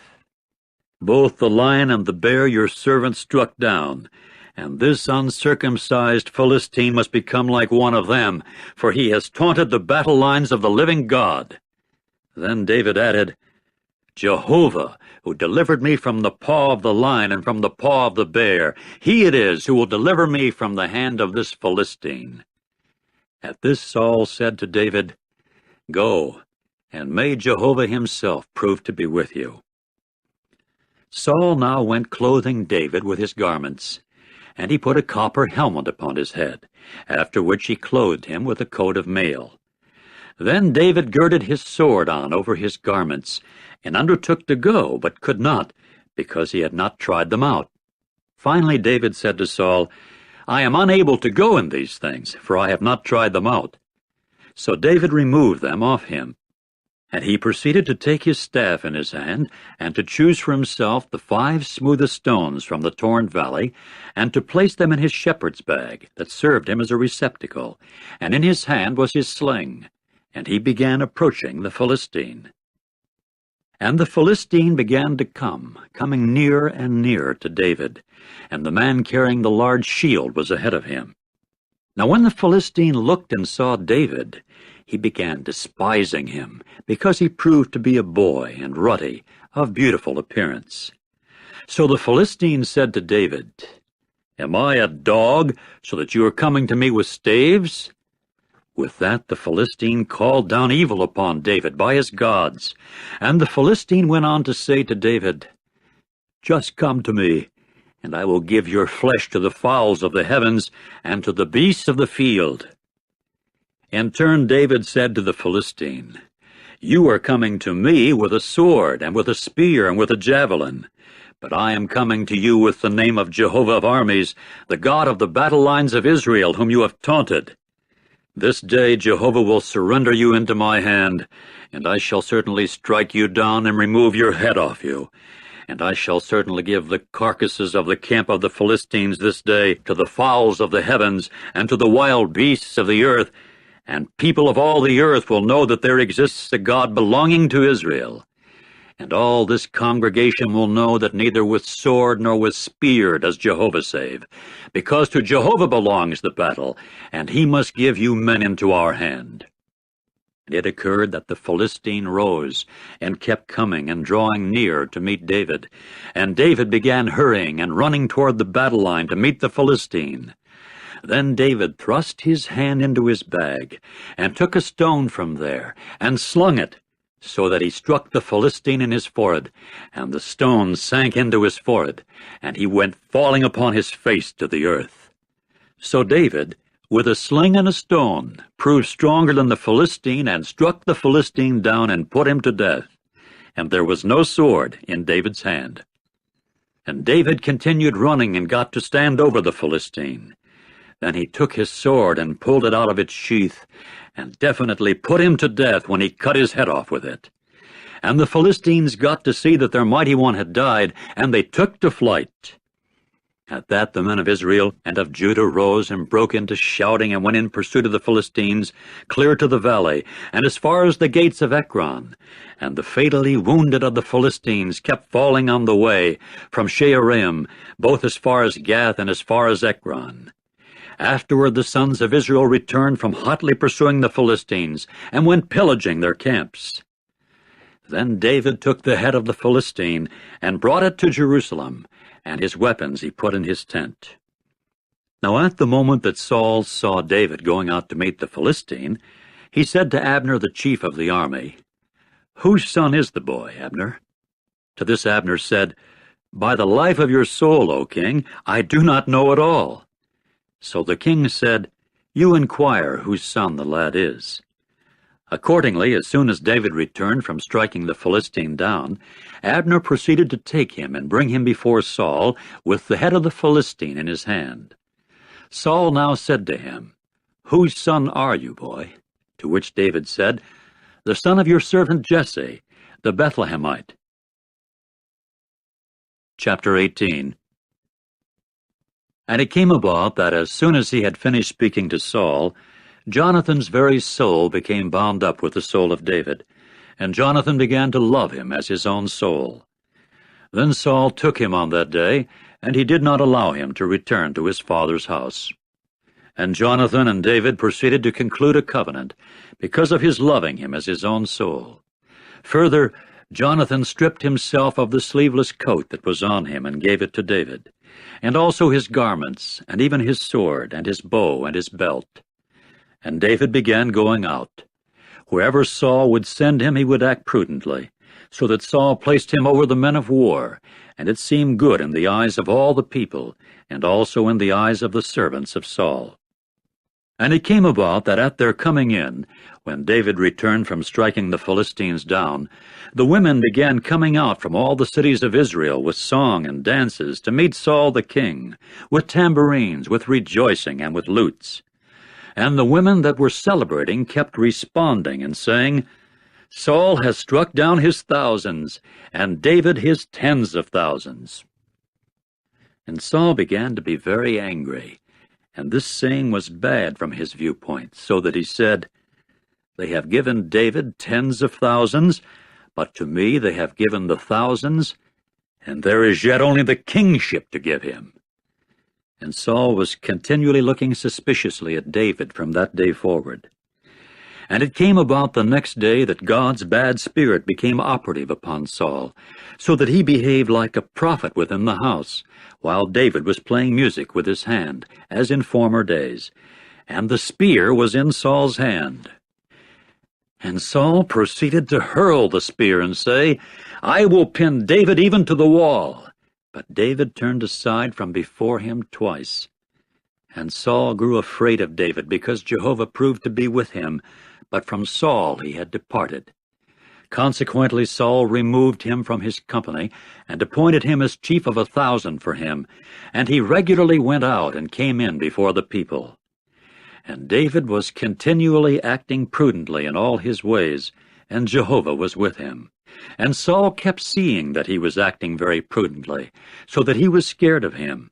And all Israel and Judah were lovers of David, because he was going out and coming in before them. Finally Saul said to David, "Here is my oldest daughter Merab. She is the one that I shall give you as a wife. Only prove yourself a valiant person to me, and fight the wars of Jehovah." But as for Saul, he said to himself, "Do not let my hand come to be upon him, but let the hand of the Philistines come to be upon him." At this David said to Saul, "Who am I, and who are my kinsfolk, my father's family in Israel, so that I should become son-in-law to the king?" However, it came about that at the time for giving Merab, Saul's daughter, to David, she herself had already been given to Adriel, the Mahalathite, as a wife. Now Michal, Saul's daughter, was in love with David, and they went reporting it to Saul, and the matter was to his liking. So Saul said, I shall give her to him that she may serve as a snare to him, and that the hand of the Philistines may come to be upon him. Accordingly Saul said to David, By one of the two women you will form a marriage alliance with me today. Further, Saul commanded his servants, Speak to David secretly, saying, Look, the king has found delight in you, and all his servants themselves have fallen in love with you. So now form a marriage alliance with the king. And the servants of Saul began to speak these words in the ears of David. But David said, Is it an easy thing in your eyes to form a marriage alliance with the king, when I am a man of little means and lightly esteemed? Then the servants of Saul reported to him, saying, It was with words like these that David spoke. At that Saul said, This is what you men will say to David. The king has delight not in marriage money, but in 100 foreskins of the Philistines, to avenge himself on the enemies of the king. But as for Saul, he had schemed to have David fall by the hand of the Philistines. So his servants reported these words to David, and the matter was to David's liking, to form a marriage alliance with the king, and the days had not yet expired. So David rose, and he and his men went and struck down among the Philistines 200 men. And David came bringing their foreskins, and giving them in full number to the king, to form a marriage alliance with the king. In turn Saul gave him Michal, his daughter, as a wife. And Saul got to see and know that Jehovah was with David. As for Michal, Saul's daughter, she loved him. And again Saul felt still more fear because of David, and Saul came to be an enemy of David always. And the princes of the Philistines would go out, and it would happen that as often as they went out, David acted most prudently of all the servants of Saul, and his name came to be very precious. Chapter 19. At length Saul spoke to Jonathan his son and to all his servants of putting David to death. As for Jonathan, Saul's son, he took great delight in David. So Jonathan told David, saying, Saul, my father, is seeking to have you put to death. And now be on your guard, please, in the morning, and you must dwell in secrecy and keep yourself hidden. And I, from my part, shall go out and certainly stand at the side of my father in the field where you will be. And I myself shall speak for you to my father, and I shall certainly see what will happen, and I shall be sure to tell you. Accordingly, Jonathan spoke well of David to Saul his father, and said to him, Do not let the king sin against his servant David, for he has not sinned toward you, and his works have been very good toward you. And he proceeded to put his soul in his palm, and strike the Philistine down, so that Jehovah performed a great salvation for all Israel. You saw it, and you gave way to rejoicing. So why should you sin against innocent blood in having David put to death for nothing? Then Saul obeyed the voice of Jonathan, and Saul swore, As Jehovah is living, he will not be put to death. Afterward Jonathan called David, and Jonathan told him all these words. Then Jonathan brought David to Saul, and he continued before him the same as formerly. In time war broke out again, and David went sallying forth and fighting against the Philistines and striking them down with a great slaughter, and they took to flight from before him. And Jehovah's bad spirit came to be upon Saul when he was sitting in his house with his spear in his hand, while David was playing music with his hand. Consequently Saul sought to pin David to the wall with the spear, but he dodged from before Saul, so that he struck the spear into the wall. And David himself fled that he might escape during that night. Later Saul sent messengers to David's house to watch it, and to have him put to death in the morning. But Michal, his wife, told David, saying, If you are not letting your soul escape tonight, tomorrow you will be a man put to death. Immediately Michal had David descend through the window, that he might go and run away and escape. Then Michal took the teraphim image and placed it on the couch, and a net of goat's hair she put at the place of his head, after which she covered it with a garment. Saul now sent messengers to take David, but she said, He is sick." So Saul sent the messengers to see David, saying, "Bring him on his couch up to me, to have him put to death." When the messengers came in, why, there was the teraphim image on the couch, and a net of goat's hair at the place of his head. At this Saul said to Michal, "Why did you trick me like this, so that you sent my enemy away that he might escape?" In turn Michal said to Saul, "He himself said to me, 'Send me away. Why should I put you to death?'" As for David, he ran away and made his escape, and got to come to Samuel at Ramah. And he proceeded to tell him all that Saul had done to him.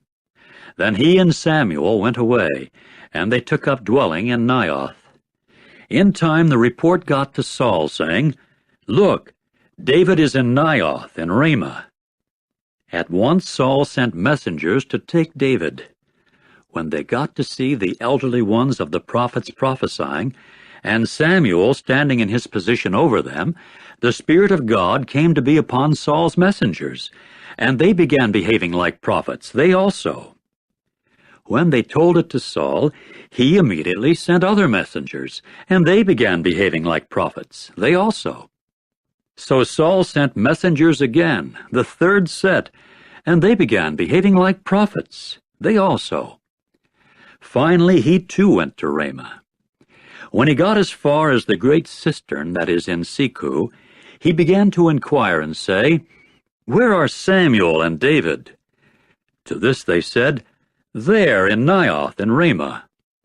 And he kept on his way from there to Naioth in Ramah, and the Spirit of God came to be upon him, yes, him, and he went on walking and continued behaving like a prophet until he came into Naioth in Ramah. And he also proceeded to strip off his garments and behave, he also, like a prophet before Samuel. And he lay fallen naked all that day and all that night.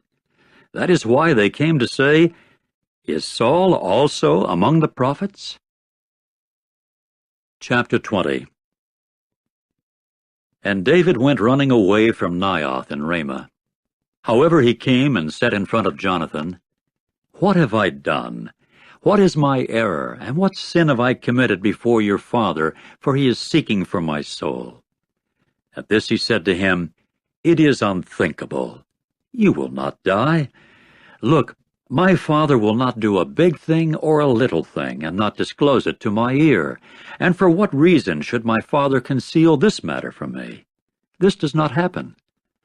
But David swore in addition and said, "Your father must surely know that I have found favor in your eyes, and so would say, 'Do not let Jonathan know this, for fear he may feel hurt.' But in fact, as Jehovah is living and as your soul is living, there is just about a step between me and death." And Jonathan went on to say to David, "Whatever your soul may say, I shall do for you." At this David said to Jonathan, "Look, tomorrow is new moon, and I myself ought without fail to be sitting with the king to eat, and you must send me away, and I must conceal myself in the field until the evening on the third day. If your father should miss me at all, then you must say, 'David earnestly asked leave of absence of me to run to Bethlehem, his city, because there is a yearly sacrifice there for all the family.' If the way he should say is, 'It is all right,' it means peace to your servant. But if he should at all become angry, know that what is bad has been determined upon by him. And you must render loving kindness toward your servant, for it is into a covenant of Jehovah that you have brought your servant with you. But if there is error in me, put me to death yourself, since why should it be to your father that you should bring me?" To this Jonathan said, "That is unthinkable respecting you. But if I should at all get to know that evil has been determined upon by my father to come upon you, shall I not tell it to you?" Then David said to Jonathan, "Who will tell me whether what your father may answer you is harsh?" In turn Jonathan said to David, "Just come, and let us go out into the field." So both of them went out into the field. And Jonathan went on to say to David, Jehovah the God of Israel be a witness that I shall sound out my father about this time tomorrow, or the third day, and if he is well disposed toward David, shall I not then send to you and certainly disclose it to your ear? So may Jehovah do to Jonathan, and so may he add to it, if, in case it should seem good to my father to do evil against you, I do not indeed disclose it to your ear, and send you away, and you do not certainly go in peace. And may Jehovah prove to be with you, just as he proved to be with my father. And will you not, if I shall be still alive, yes, will you not exercise the loving kindness of Jehovah toward me, that I may not die? And you will not cut off your own loving kindness from being with my household to time indefinite. Nor, when Jehovah cuts off the enemies of David, every one from the surface of the ground, will the name of Jonathan be cut off from the house of David. And Jehovah must require it at the hand of David's enemies. So Jonathan swore again to David because of his love for him. For as he loved his own soul, he loved him. And Jonathan went on to say to him, Tomorrow is new moon, and you will certainly be missed, because your seat will be vacant. And certainly on the third day you will be missed very much. And you must come to the place where you concealed yourself on the working day, and you must dwell near this stone here. And as for me, I shall shoot 3 arrows to one side of it, to send them where I will to a target. And look, I shall send the attendant, saying, Go, find the arrows. If I should specifically say to the attendant, Look, the arrows are on this side of you, take them. Then you come, for it means peace for you, and there is nothing the matter, as Jehovah is living. But if this is the way I should say to the lad, Look, the arrows are farther away from you. Go, for Jehovah has sent you away. And as for the word that we have spoken, I and you, why, may Jehovah be between me and you to time indefinite. And David proceeded to conceal himself in the field. And it came to be new moon, and the king took his seat at the meal to eat. And the king was sitting in his seat, as at other times, in the seat by the wall. And Jonathan was facing him, and Abner was sitting at Saul's side, but David's place was vacant. And Saul did not say anything at all on that day, for he said to himself, Something has happened so that he is not clean, for he has not been cleansed. And it came about the day after the new moon, on the second day, that David's place continued vacant. At this Saul said to Jonathan his son, Why has not the son of Jesse come to the meal either yesterday or today? So Jonathan answered Saul, David earnestly asked leave of absence from me to go to Bethlehem. And he went on to say, Send me away, please, because we have a family sacrifice in the city, and it was my own brother that commanded me. So now, if I have found favor in your eyes, let me slip away, please, that I may see my brothers. That is why he has not come to the king's table. Then Saul's anger grew hot against Jonathan, and he said to him, You son of a rebellious maid, do I not well know that you are choosing the son of Jesse to your own shame, and to the shame of the secret parts of your mother? For all the days that the son of Jesse is alive on the ground, you and your kingship will not be firmly established. So now send and fetch him to me, for he is destined for death. However, Jonathan answered Saul his father and said to him, Why should he be put to death? What has he done? At that Saul went hurling the spear at him to strike him, and Jonathan came to know that it had been determined upon by his father to put David to death. Immediately Jonathan rose up from the table in the heat of anger, and he did not eat bread on the second day after the new moon, for he had been hurt respecting David, because his own father had humiliated him. And it came about in the morning that Jonathan made his way out to the field of David's appointed place, and a young attendant was with him. And he proceeded to say to his attendant, Run, please, find the arrows that I am shooting. The attendant ran, and he himself shot the arrow to make it pass beyond him. When the attendant came as far as the place of the arrow that Jonathan had shot, Jonathan began to call from behind the attendant and say, "Is not the arrow farther away from you?" And Jonathan went on calling from behind the attendant, "In haste! Act quickly! Do not stand still!" And the attendant of Jonathan went picking up the arrows, and then came to his master. As for the attendant, he did not know anything. Only Jonathan and David themselves knew about the matter. After that, Jonathan gave his weapons to the attendant that belonged to him, and he said to him, "Go, take them to the city." The attendant went. As for David, he rose up from nearby to the south. Then he fell on his face to the earth and bowed 3 times. And they began kissing each other and weeping for each other, until David had done it the most. And Jonathan went on to say to David, "Go in peace, since we have sworn, both of us, in the name of Jehovah, saying, May Jehovah himself prove to be between me and you, and between my offspring and your offspring, to time indefinite." Accordingly David rose up and went his way, and Jonathan himself came into the city. Chapter 21. Later David came into Nob to Ahimelech the priest, and Ahimelech began to tremble at meeting David, and then said to him, "Why is it you are by yourself, and no one is with you?"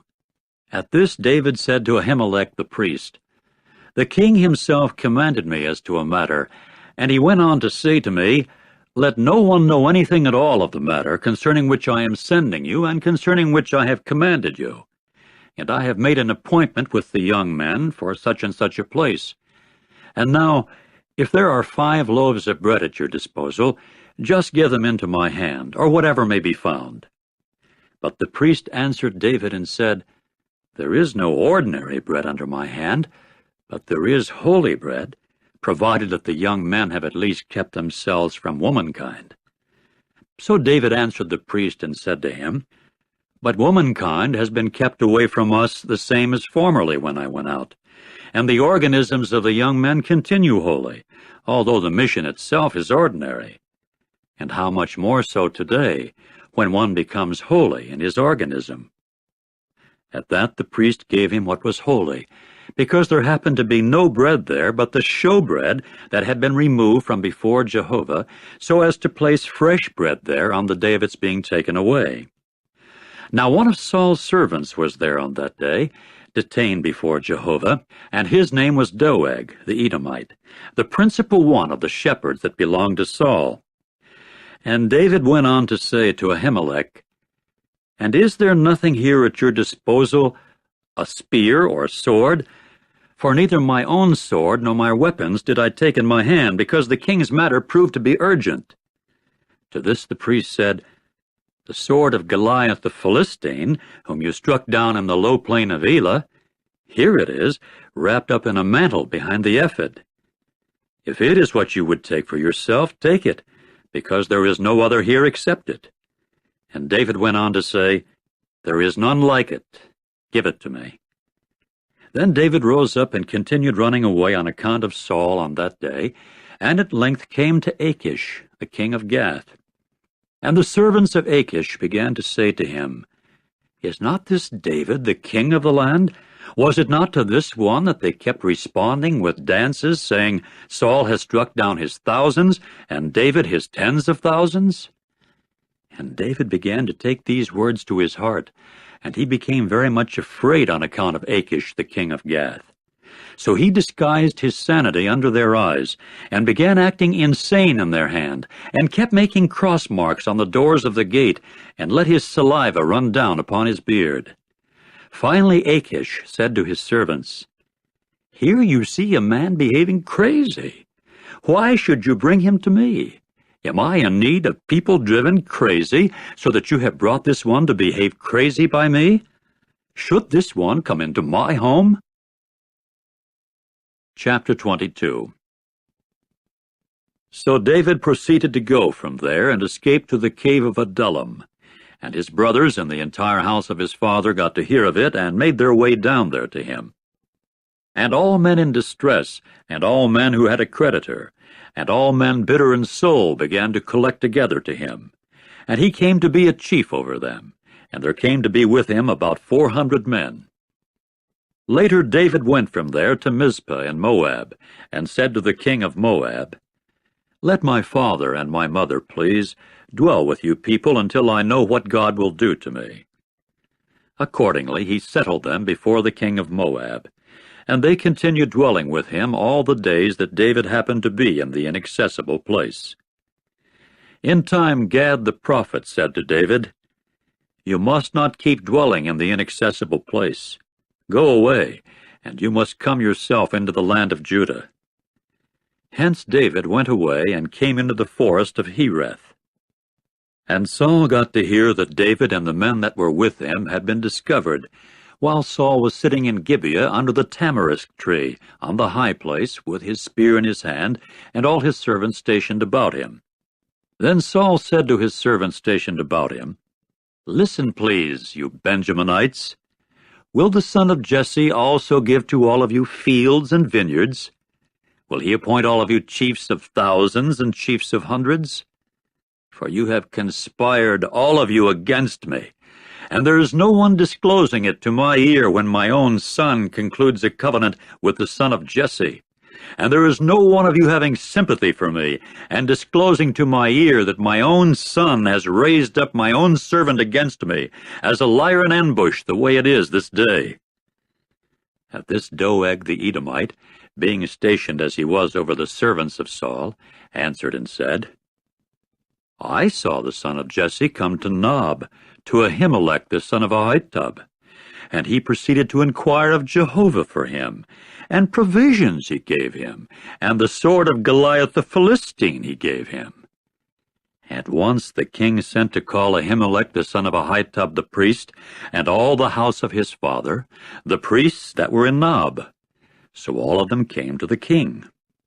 Saul now said, "Listen, please, you son of Ahitub." To which he said, "Here I am, my lord."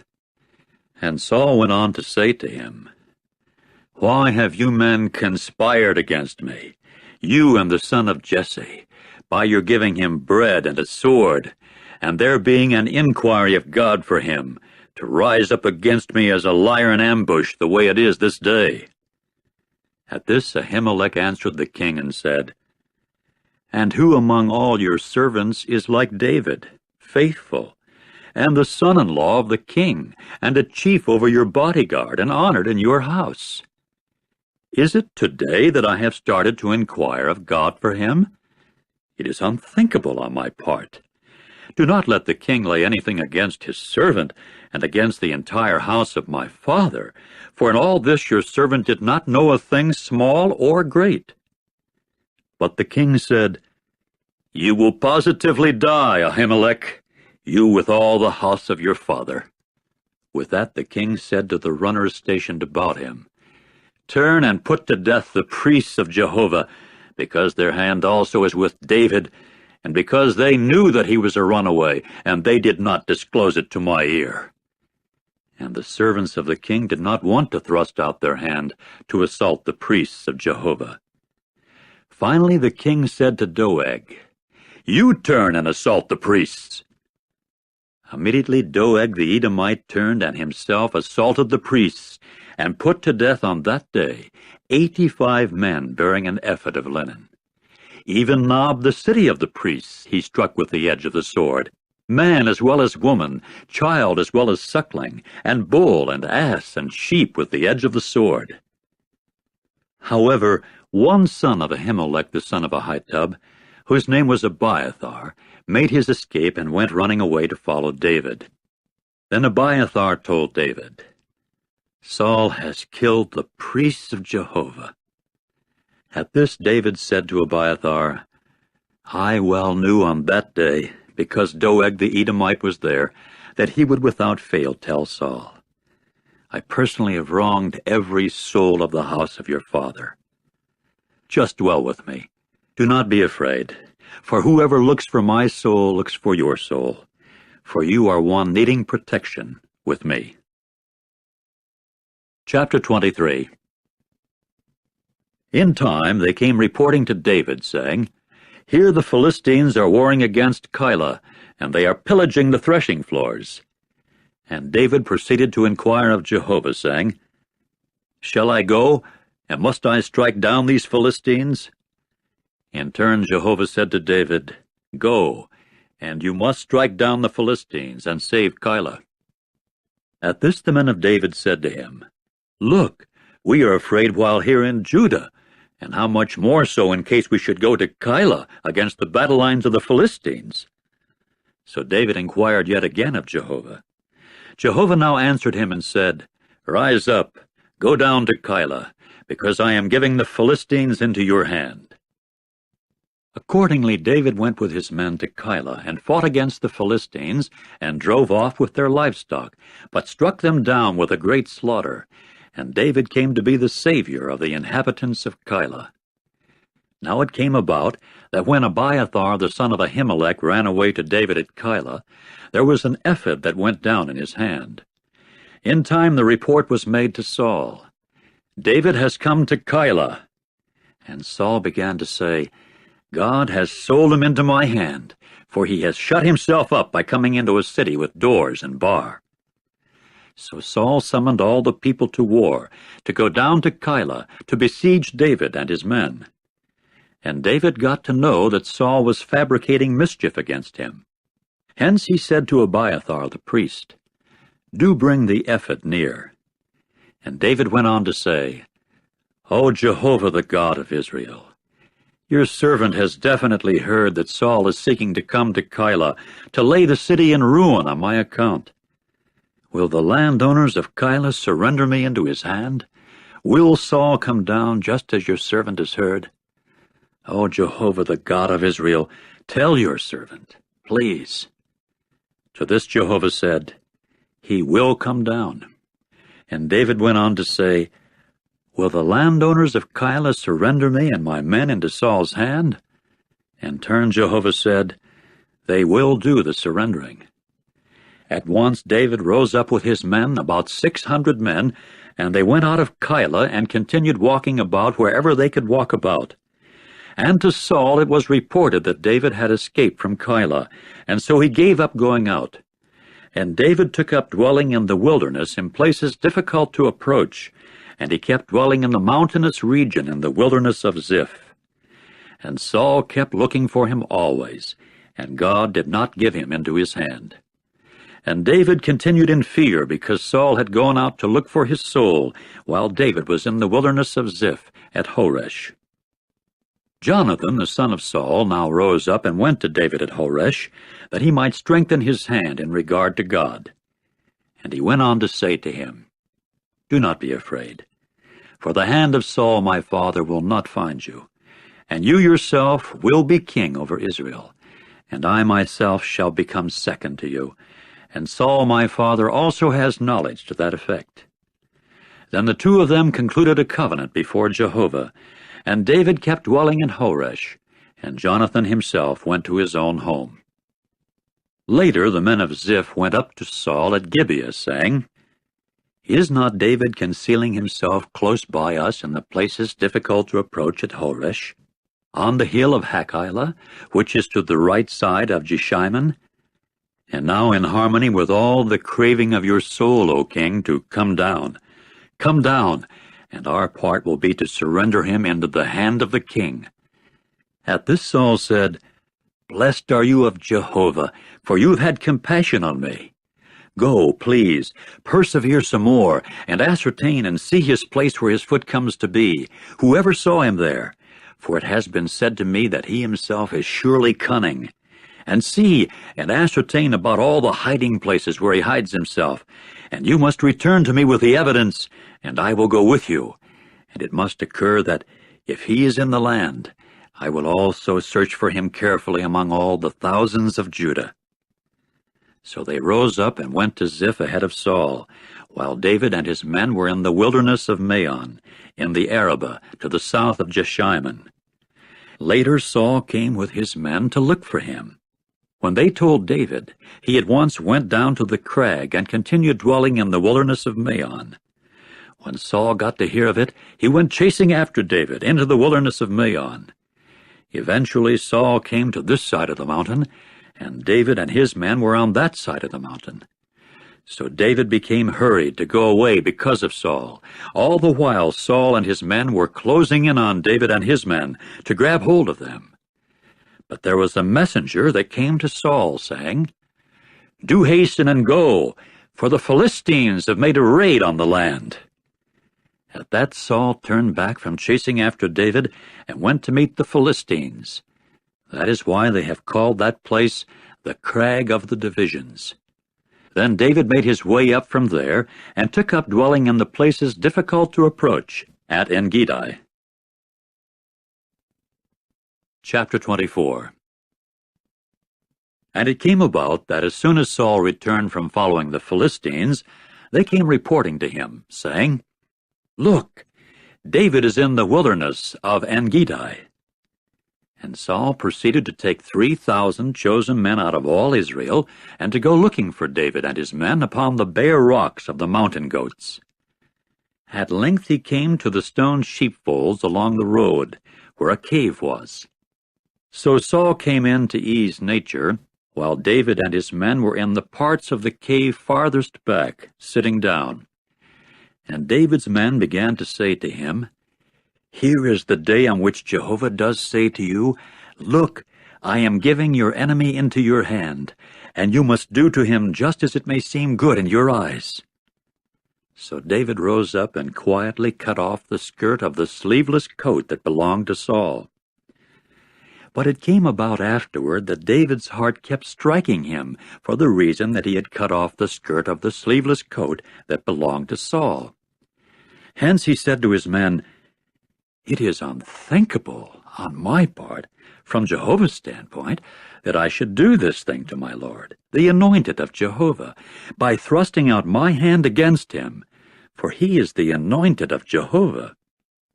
Accordingly David dispersed his men with these words, and he did not allow them to rise up against Saul. As for Saul, he rose up from the cave and kept going on his way. So David rose up afterward, and went out from the cave, and called out after Saul, saying, "My lord, the king!" At this Saul looked behind him, and David proceeded to bow low with his face to the earth and prostrate himself. And David went on to say to Saul, "Why do you listen to the words of man, saying, 'Look, David is seeking your hurt'? Here this day your eyes have seen how Jehovah gave you today into my hand in the cave. And someone said to kill you. But I felt sorry for you and said, I shall not thrust out my hand against my Lord, for he is the anointed of Jehovah. And, my father, see, yes, see the skirt of your sleeveless coat in my hand. For when I cut off the skirt of your sleeveless coat, I did not kill you. Know and see that there is no badness or revolt in my hand, and I have not sinned against you, while you are lying in wait for my soul to take it away. May Jehovah judge between me and you, and Jehovah must take vengeance for me from you, but my own hand will not come to be upon you. Just as the proverb of the ancients says, From the wicked ones wickedness will go forth, but my own hand will not come to be upon you. After whom has the king of Israel gone out? After whom are you chasing? After a dead dog?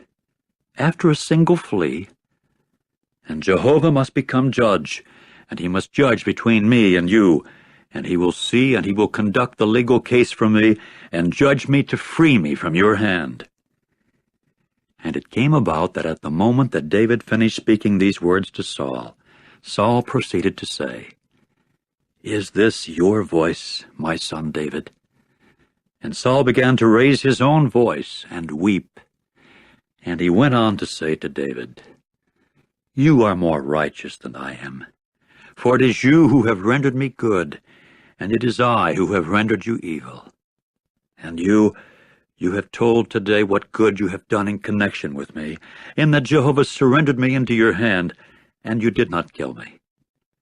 Now in the case where a man finds his enemy, will he send him away on a good road? So Jehovah himself will reward you with good, due to the fact that this day you have done it to me. And now look, I well know that you will, without fail, rule as king, and that in your hand the kingdom of Israel will certainly endure.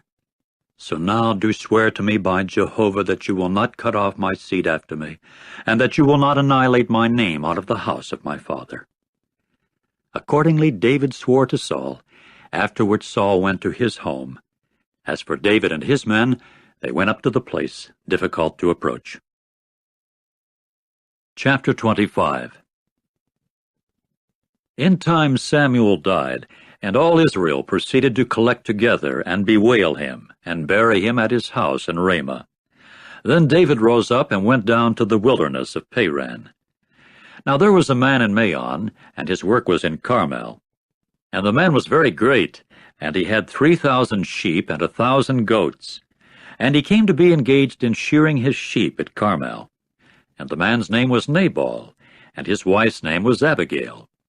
And the wife was good in discretion and beautiful in form, but the husband was harsh and bad in his practices, and he was a Calebite. And David got to hear in the wilderness that Nabal was shearing his sheep. So David sent 10 young men, and David said to the young men, "Go up to Carmel, and you must come to Nabal and ask him in my name about his welfare. And this is what you must say to my brother. May you be well, and also your household be well, and all that you have be well. And now I have heard that you have shearers. Now the shepherds that belong to you happen themselves to be with us. We did not molest them, and nothing at all showed up missing of theirs all the days they happened to be in Carmel. Ask your own young men, and they will tell you that my young men may find favor in your eyes, because it was upon a good day that we came. Just give, please, whatever your hand may find to your servants and to your son David." Accordingly David's young men came and spoke to Nabal in accord with all these words in the name of David, and then waited. At this Nabal answered David's servants and said, "Who is David, and who is the son of Jesse? Nowadays the servants that are breaking away, each one from before his master, have become many. And do I have to take my bread, and my water, and my slaughtered meat that I have butchered for my shearers, and give it to men of whom I do not even know from where they are?" Upon that David's young men turned around on their way, and went back and came and reported to him in accord with all these words. Immediately David said to his men, "Gird on every one his sword." So they girded on every one his sword, and David also girded on his own sword. And they began to go up after David, about 400 men, while 200 sat by the baggage. Meanwhile, to Abigail, Nabal's wife, one of the young men reported, saying, "Look, David sent messengers from the wilderness to wish our master well, but he screamed rebukes at them. And the men were very good to us, and they did not molest us, and we did not miss a single thing all the days of our walking about with them while we happened to be in the field.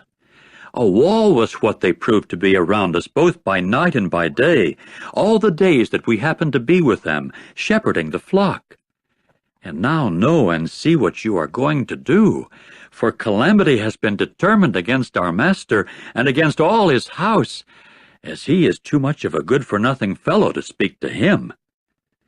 At once Abigail hastened and took 200 loaves of bread and 2 large jars of wine, and 5 sheep dressed, and 5 seah measures of roasted grain, and 100 cakes of raisins, and 200 cakes of pressed figs, and put them upon the asses.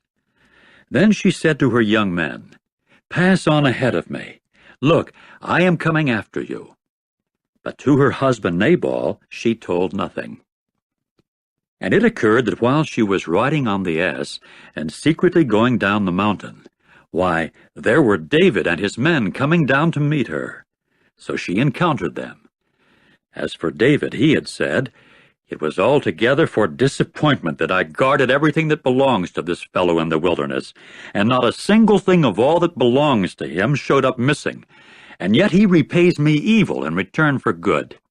So may God do to the enemies of David, and so may he add to it if I shall let any one of all who are his that urinates against the wall remain until the morning."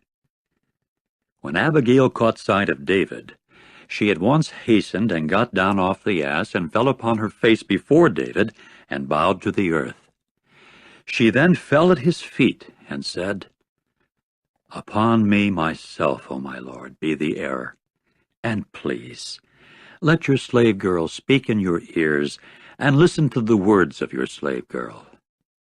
Please, do not let my lord set his heart upon this good-for-nothing man Nabal. For, as his name is, so is he. Nabal is his name, and senselessness is with him. As for me, your slave girl, I did not see my lord's young men that you had sent.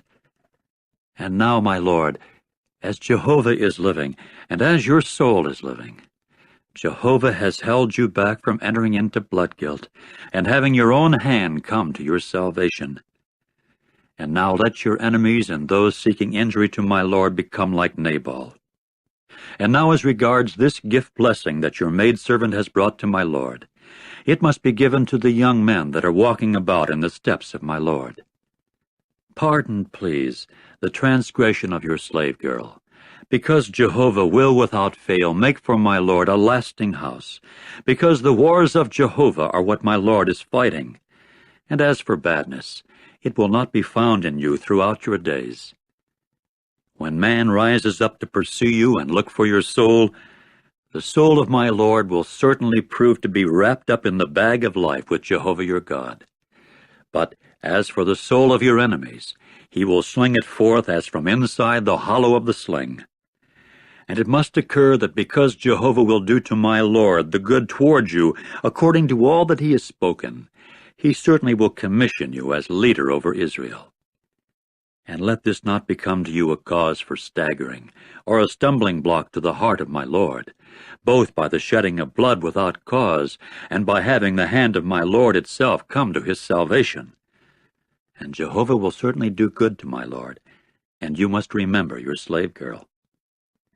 At this David said to Abigail, "Blessed be Jehovah the God of Israel, who has sent you this day to meet me.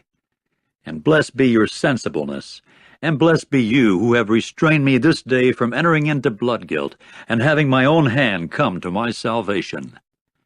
And on the other hand, as Jehovah the God of Israel is living, who has held me back from doing injury to you, if you had not hastened that you might come to meet me, there would certainly not have remained to Nabal until the morning light anyone urinating against a wall." With that David accepted from her hand what she had brought him, and to her he said, "Go up in peace to your house.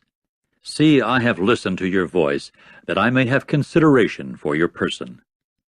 Later Abigail came in to Nabal, and there he was having a feast in his house like the feast of the king, and Nabal's heart was feeling good within him, and he was as drunk as could be. And she did not tell him a thing, small or great, until the morning light. And it came about in the morning, when the wine had gone out of Nabal, that his wife went telling him these things. And his heart came to be dead inside him, and he himself became as a stone. After that about 10 days elapsed, and then Jehovah struck Nabal, so that he died. And David got to hear that Nabal had died, and so he said, "Blessed be Jehovah, who has conducted the legal case of my reproach to free me from Nabal's hand, and has kept his servant back from badness, and the badness of Nabal Jehovah has turned back upon his own head." And David proceeded to send and propose to Abigail, to take her as his wife. So David's servants came to Abigail at Carmel, and spoke to her, saying, "David himself has sent us to you, to take you as his wife." Immediately she rose up and bowed with her face to the earth and said, "Here is your slave girl, as a maidservant to wash the feet of the servants of my lord." Then Abigail hastened and rose up and went riding on the ass, with 5 maids of hers walking behind her. And she went accompanying the messengers of David, and then became his wife. David had also taken Ahinoam from Jezreel, and the women came to be, even both of them, his wives. As for Saul, he had given Michal, his daughter David's wife, to Paltai, the son of Laish, who was from Galim. Chapter 26. In time the men of Ziph came to Saul at Gibeah, saying, Is not David concealing himself on the hill of Hachilah, facing Jeshimon? And Saul proceeded to rise up and go down to the wilderness of Ziph, and with him 3,000 men, the chosen ones of Israel, to look for David in the wilderness of Ziph. And Saul took up camping on the hill of Hachilah, which faces Jeshimon, by the road, while David was dwelling in the wilderness. And he got to see that Saul had come after him into the wilderness. So David sent spies that he might know that Saul had for a fact come. Later David rose up and went to the place where Saul had encamped, and David got to see the place where Saul had lain down, and also Abner, the son of Ner, the chief of his army. And Saul was lying in the camp enclosure with the people camping all around him. Then David answered and said to Ahimelech the Hittite, and Abishai the son of Zeruiah, the brother of Joab, Who will go down with me to Saul into the camp? To this Abishai said, I myself shall go down with you. And David made his way with Abishai to the people by night. And look, Saul was lying asleep in the camp enclosure with his spear stuck into the earth at his head, and Abner and the people were lying all around him. Abishai now said to David, God has today surrendered your enemy into your hand, and now let me please pin him to the earth with the spear just once, and I shall not do it to him twice. However, David said to Abishai, Do not bring him to ruin, for who is it that has thrust his hand out against the anointed of Jehovah, and has remained innocent? And David went on to say, As Jehovah is living, Jehovah himself will deal him a blow, or his day will come and he will have to die, or down into battle he will go, and he will certainly be swept away. It is unthinkable on my part, from Jehovah's standpoint, to thrust my hand out against the anointed of Jehovah. So now take, please, the spear that is at his head and the water jug, and let us get on our way. Accordingly David took the spear and the water jug from the place at Saul's head, and then they got on their way. And there was no one seeing, nor any one taking note, nor any one waking up, for all of them were asleep, because it was a deep sleep from Jehovah that had fallen upon them. Then David passed on to the other side, and stood upon the top of the mountain at a distance, the space between them being vast. And David began to call out to the people, and to Abner the son of Ner, saying, Will you not answer, Abner? And Abner began to answer and say, Who are you that have called out to the king? And David went on to say to Abner, Are you not a man? And who is like you in Israel? Why then did you not watch over your lord the king? For one of the people came in to bring the king your lord to ruin. This thing that you have done is not good. As Jehovah is living, you men deserve to die, because you have not watched over your lord, over the anointed of Jehovah. And now see where the king's spear and the water jug are that were at his head. And Saul began to recognize the voice of David, and to say, Is this your voice, my son David? To this David said, It is my voice, my lord the king. And he added, Why is this that my lord is chasing after his servant? For what have I done, and what badness is there in my hand? And now let my lord the king please listen to the words of his servant. If it is Jehovah that has incited you against me, let him smell a grain offering. But if it is the sons of man, they are cursed before Jehovah, because they have driven me out today from feeling myself attached to the inheritance of Jehovah, saying, Go, serve other gods. And now do not let my blood fall to the earth before the face of Jehovah, for the king of Israel has gone out to look for a single flea, just as one chases a partridge upon the mountains. In turn, Saul said, I have sinned. Come back, my son David, for I shall no more do you injury, in view of the fact that my soul has been precious in your eyes this day. Look, I have acted foolishly, and am very much mistaken. Then David answered and said, Here is the spear of the king, and let one of the young men come on over and fetch it. And Jehovah it is who will repay to each one his own righteousness and his own faithfulness, in that Jehovah today gave you into my hand, and I was unwilling to thrust my hand out against the anointed of Jehovah. And look, just as your soul was great this day in my eyes, so may my soul be great in the eyes of Jehovah, that he may deliver me out of all distress. At this Saul said to David, Blessed may you be, my son David. Not only will you without fail work, but you will also without fail come off the winner. And David proceeded to go on his way, and as for Saul, he returned to his place. Chapter 27. However, David said in his heart, Now I shall be swept away one day by Saul's hand. There is nothing better for me than that I should escape without fail to the land of the Philistines. And Saul must despair of me in looking for me any longer in all the territory of Israel, and I shall certainly escape from his hand. So David rose up, and he and 600 men that were with him passed over to Achish, the son of Maoch, the king of Gath. And David continued to dwell with Achish in Gath, he and his men, each one with his household. David and his 2 wives, Ahinoam, the Jezreelitess, and Abigail, Nabal's wife, the Carmelitess. In time report was made to Saul that David had run away to Gath, and so he did not go looking for him still another time. Then David said to Achish, If now I have found favor in your eyes, let them give me a place in one of the cities of the countryside, that I may dwell there. For why should your servant dwell in the royal city with you? Accordingly, Achish gave him Ziklag on that day. That is why Ziklag has come to belong to the kings of Judah down to this day. And the number of the days that David dwelt in the countryside of the Philistines came to be 1 year and 4 months. And David proceeded to go up with his men, that they might raid the Geshurites, and the Girzites, and the Amalekites, for they were inhabiting the land that extended from Telam as far as Shur, and down to the land of Egypt.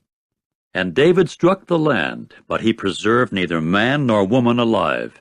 And he took flocks and herds and asses and camels and garments, after which he returned and came to Achish. Then Achish said, Where did you men make a raid today?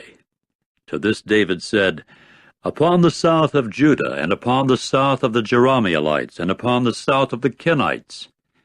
As for man and woman, David was not preserving any alive to bring them to Gath, saying, That they may not tell on us, saying, This is the way David did.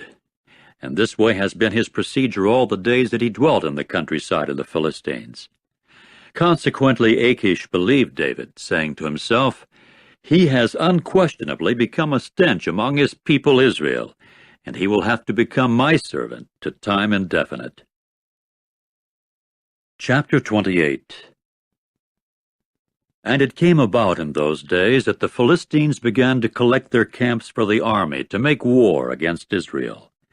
So Achish said to David, You undoubtedly know that it is with me that you should go out into the camp, you and your men.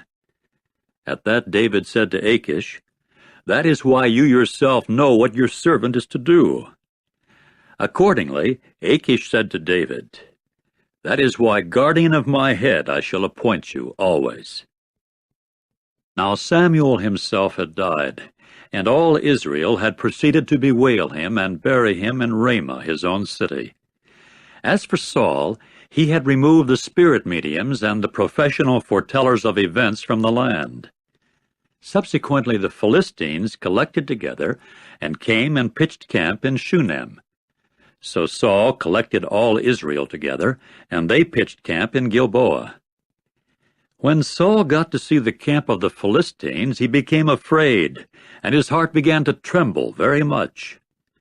Although Saul would inquire of Jehovah, Jehovah never answered him, either by dreams, or by the Urim, or by the prophets. Finally Saul said to his servants, "Seek for me a woman who is a mistress of spirit mediumship, and I will go to her and consult her." Then his servants said to him, "Look, there is a woman who is a mistress of spirit mediumship in Endor." So Saul disguised himself, and clothed himself with other garments, and went, he and 2 men with him, and they came to the woman by night. He now said, "Employ divination, please, for me by spirit mediumship, and bring up for me the one whom I shall designate to you." However, the woman said to him, "Here you yourself well know what Saul did, how he cut off the spirit mediums and the professional foretellers of events from the land. Why then are you acting like a trapper against my soul to have me put to death?" Immediately Saul swore to her by Jehovah, saying, "As Jehovah is alive, guilt for error will not befall you in this matter." At this the woman said, "Whom shall I bring up for you?" To this he said, "Bring up Samuel for me." When the woman saw Samuel, she began crying out at the top of her voice, and the woman went on to say to Saul, "Why did you trick me, when you yourself are Saul?" But the king said to her, "Do not be afraid. But what did you see?" And the woman went on to say to Saul, "A god I saw coming up out of the earth." At once he said to her, "What is his form?" To which she said, "It is an old man coming up, and he has himself covered with a sleeveless coat." At that Saul recognized that it was Samuel, and he proceeded to bow low with his face to the earth and to prostrate himself. And Samuel began to say to Saul, "Why have you disturbed me by having me brought up?" To this Saul said, "I am in very sore straits, as the Philistines are fighting against me, and God himself has departed from me, and has answered me no more, either by means of the prophets or by dreams, so that I am calling you to let me know what I shall do." And Samuel went on to say, "Why then do you inquire of me, when Jehovah himself has departed from you, and proves to be your adversary? And Jehovah will do for himself just as he spoke by means of me, and Jehovah will rip the kingdom away from your hand, and give it to your fellow man David. As you did not obey the voice of Jehovah, and you did not execute his burning anger against Amalek, that is why this is the thing that Jehovah will certainly do to you this day. And Jehovah will also give Israel with you into the hand of the Philistines, and tomorrow you and your sons will be with me. Even the camp of Israel Jehovah will give into the hand of the Philistines." At that Saul quickly fell down his full length to the earth, and became very much afraid because of Samuel's words. Also, there happened to be no power in him, because he had not eaten food the whole day and the whole night. The woman now came to Saul, and saw that he had been greatly disturbed. So she said to him, "Here your maidservant has obeyed your voice, and I proceeded to put my soul in my palm, and obey the words that you spoke to me. And now, please, you in turn obey the voice of your maidservant, and let me set before you a piece of bread, and you eat, that power may come to be in you, because you will go on your way." But he refused and said, "I am not going to eat." However, his servants and also the woman kept urging him. Finally he obeyed their voice and rose up from the earth and sat on the couch. Now the woman had a fattened calf in the house, so she quickly sacrificed it, and took flour and kneaded dough, and baked it into unfermented cakes. Then she served them to Saul and his servants, and they ate. After that they rose up and went away during that night. Chapter 29. And the Philistines proceeded to collect all their camps together at Aphek, while the Israelites were camping by the spring that was in Jezreel. And the Axis lords of the Philistines were passing along by hundreds and by thousands, and David and his men were passing along afterward with Achish. And the princes of the Philistines began to say, "What do these Hebrews mean?" At this Achish said to the princes of the Philistines, "Is this not David, the servant of Saul, king of Israel, who happened to be with me here a year or two, and I have not found in him a single thing from the day of his deserting to me until this day?" And the princes of the Philistines became indignant at him, and the princes of the Philistines went on to say to him, "Make the man go back, and let him go back to his place where you assigned him, and do not let him go down with us into the battle, that he may not become a resister of us in the battle. And with what should this person put himself in favor with his lord? Is it not with the heads of those our men? Is this not David to whom they kept responding in the dances, saying, 'Saul has struck down his thousands, and David his tens of thousands?'" Consequently Achish called David and said to him, "As Jehovah is living, you are upright, and your going out and your coming in with me in the camp has been good in my eyes, for I have not found badness in you from the day of your coming to me until this day. But in the eyes of the Axis lords you are not good. And now return and go in peace, that you may not do anything bad in the eyes of the Axis lords of the Philistines." However, David said to Achish, "Why, what have I done? And what have you found in your servant from the day that I came to be before you until this day, that I should not come and actually fight against the enemies of my lord the king?"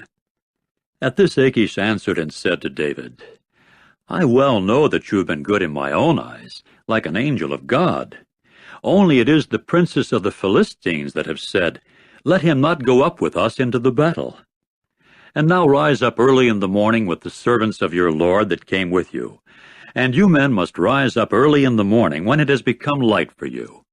Then go." Accordingly David rose up early, he and his men, to go in the morning and return to the land of the Philistines. And the Philistines themselves went up to Jezreel. Chapter 30. And it came about while David and his men were coming to Ziklag on the third day, that the Amalekites made a raid on the south and on Ziklag, and they proceeded to strike Ziklag and burn it with fire, and to carry off captive the women and all that were in it, from the smallest to the greatest. They did not put anyone to death, but they drove them along and went on their way. When David came with his men to the city, why, there it was burned with fire, and as for their wives and their sons and their daughters, they had been carried off captive. And David and the people that were with him began to raise their voice and weep, until there was in them no power to weep any more. And David's 2 wives have been carried off captive, Ahinoam the Jezreelitess, and Abigail the wife of Nabal the Carmelite. And it became very distressing to David, because the people said to stone him, for the soul of all the people had become bitter, each one because of his sons and his daughters. So David took to strengthening himself by Jehovah his God. Hence David said to Abiathar the priest, the son of Ahimelech, "Do please bring the ephod near to me." And Abiathar came bringing the ephod near to David. And David began to inquire of Jehovah, saying, "Shall I chase after this marauder band? Shall I overtake them?" At this he said to him, "Go in chase, for you will without fail overtake them, and you will without fail make a deliverance." Promptly David got on his way, he and the 600 men that were with him, and they went on as far as the torrent valley of Besor, and the men that were to be left behind stood still. And David kept up the chase, he and 400 men, but 200 men that were too tired to pass over the torrent valley of Besor stood still. And they got to find a man, an Egyptian, in the field. So they took him to David, and gave him bread that he might eat, and gave him water to drink. Further, they gave him a slice of a cake of pressed figs, and 2 cakes of raisins. Then he ate, and his spirit returned to him, for he had not eaten bread or drunk water for 3 days and 3 nights. David now said to him, "To whom do you belong, and where are you from?" To which he said, "I am an Egyptian attendant, a slave of an Amalekite man, but my master left me because I took sick 3 days ago. We were the ones that made a raid on the south of the Kerethites, and upon that which belongs to Judah, and upon the south of Caleb, and Ziklag we burned with fire." At this David said to him, "Will you lead me down to this marauder band?" To this he said, "Do swear to me by God that you will not put me to death, and that you will not surrender me into the hand of my master, and I shall lead you down to this marauder band." Accordingly he led him down, and there they were spread disorderly over the surface of all the land, eating and drinking and having a feast, on account of all the great spoil that they had taken from the land of the Philistines and the land of Judah. And David went striking them down from the morning darkness until the evening, that he might devote them to destruction. And not a man of them escaped except 400 young men that rode upon camels and took to flight. And David got to deliver all that the Amalekites had taken, and his 2 wives David delivered. And there was nothing of theirs lacking, from the smallest to the greatest, and to sons and daughters, and from the spoil, even to anything that they had taken for themselves. Everything David recovered. So David took all the flocks and the herds which they drove before that other livestock. Then they said, "This is David's spoil." At length David came to the 200 men who had been too tired to go along with David, and whom they had kept sitting by the torrent valley of Besor, and they came out to meet David, and to meet the people that were with him. When David came near to the people, he began to ask them how they were. However, every bad and good-for-nothing man out of the men that had gone with David answered and kept saying, "For the reason that they did not go with us, we will give them none of the spoil that we delivered, except to each one his wife and his sons, and let them lead them and go." But David said, "You must not do that way, my brothers, with what Jehovah has given us, in that he safeguarded us, and gave the marauder band that came against us into our hand. And who will listen to you as to this saying? For as the share of the one that went down into the battle, even so will the share of the one that sat by the baggage be. All will have a share together." And it came about from that day forward that he kept it set as a regulation and a judicial decision for Israel down to this day. When David came to Ziklag, he proceeded to send some of the spoil to the older men of Judah, his friends, saying, "Here is a gift blessing for you from the spoil of Jehovah's enemies." To those who were in Bethel, and to those in Ramoth of the south, and to those in Jeter, and to those in Aroer, and to those in Siphmoth, and to those in Eshtemoa, and to those in Rachel, and to those in the cities of the Jerahmeelites, and to those in the cities of the Kenites, and to those in Hormah, and to those in Borashan, and to those in Athak, and to those in Hebron, and to all the places where David had walked about, he and his men. Chapter 31. Now the Philistines were fighting against Israel, and the men of Israel took to flight from before the Philistines, and they kept falling down slain in Mount Gilboa. And the Philistines kept in close range of Saul and his sons, and the Philistines at last struck down Jonathan, and Abinadab, and Malchishua, Saul's sons. And the fighting became heavy against Saul, and the shooters, the bowmen, finally found him, and he got severely wounded by the shooters. Then Saul said to his armor-bearer, "Draw your sword and run me through with it, that these uncircumcised men may not come and certainly run me through and deal abusively with me." And his armor-bearer was unwilling, because he was very much afraid. So Saul took the sword and fell upon it. When his armor-bearer saw that Saul had died, then he too fell upon his own sword and died with him. Thus Saul and his 3 sons and his armor-bearer, even all his men, came to die together on that day. When the men of Israel that were in the region of the low plain, and that were in the region of the Jordan, saw that the men of Israel had fled, and that Saul and his sons had died, then they began to leave the cities and flee, after which the Philistines came on in and took up dwelling in them. And it came about the next day, that when the Philistines came to strip the slain, they got to find Saul and his 3 sons fallen upon Mount Gilboa. And they proceeded to cut off his head, and strip off his armor, and send into the land of the Philistines all around, to inform the houses of their idols and the people. Finally they put his armor in the house of the Ashtoreth images, and his corpse they fastened on the wall of Bethshan. And as regards him, the inhabitants of Jabesh-Gilead got to hear what the Philistines had done to Saul. Immediately all the valiant men rose up, and went all night long, and took the corpse of Saul, and the corpses of his sons off the wall of Bethshan, and came to Jabesh, and burned them there. Then they took their bones, and buried them under the tamarisk tree in Jabesh, and they went fasting for 7 days.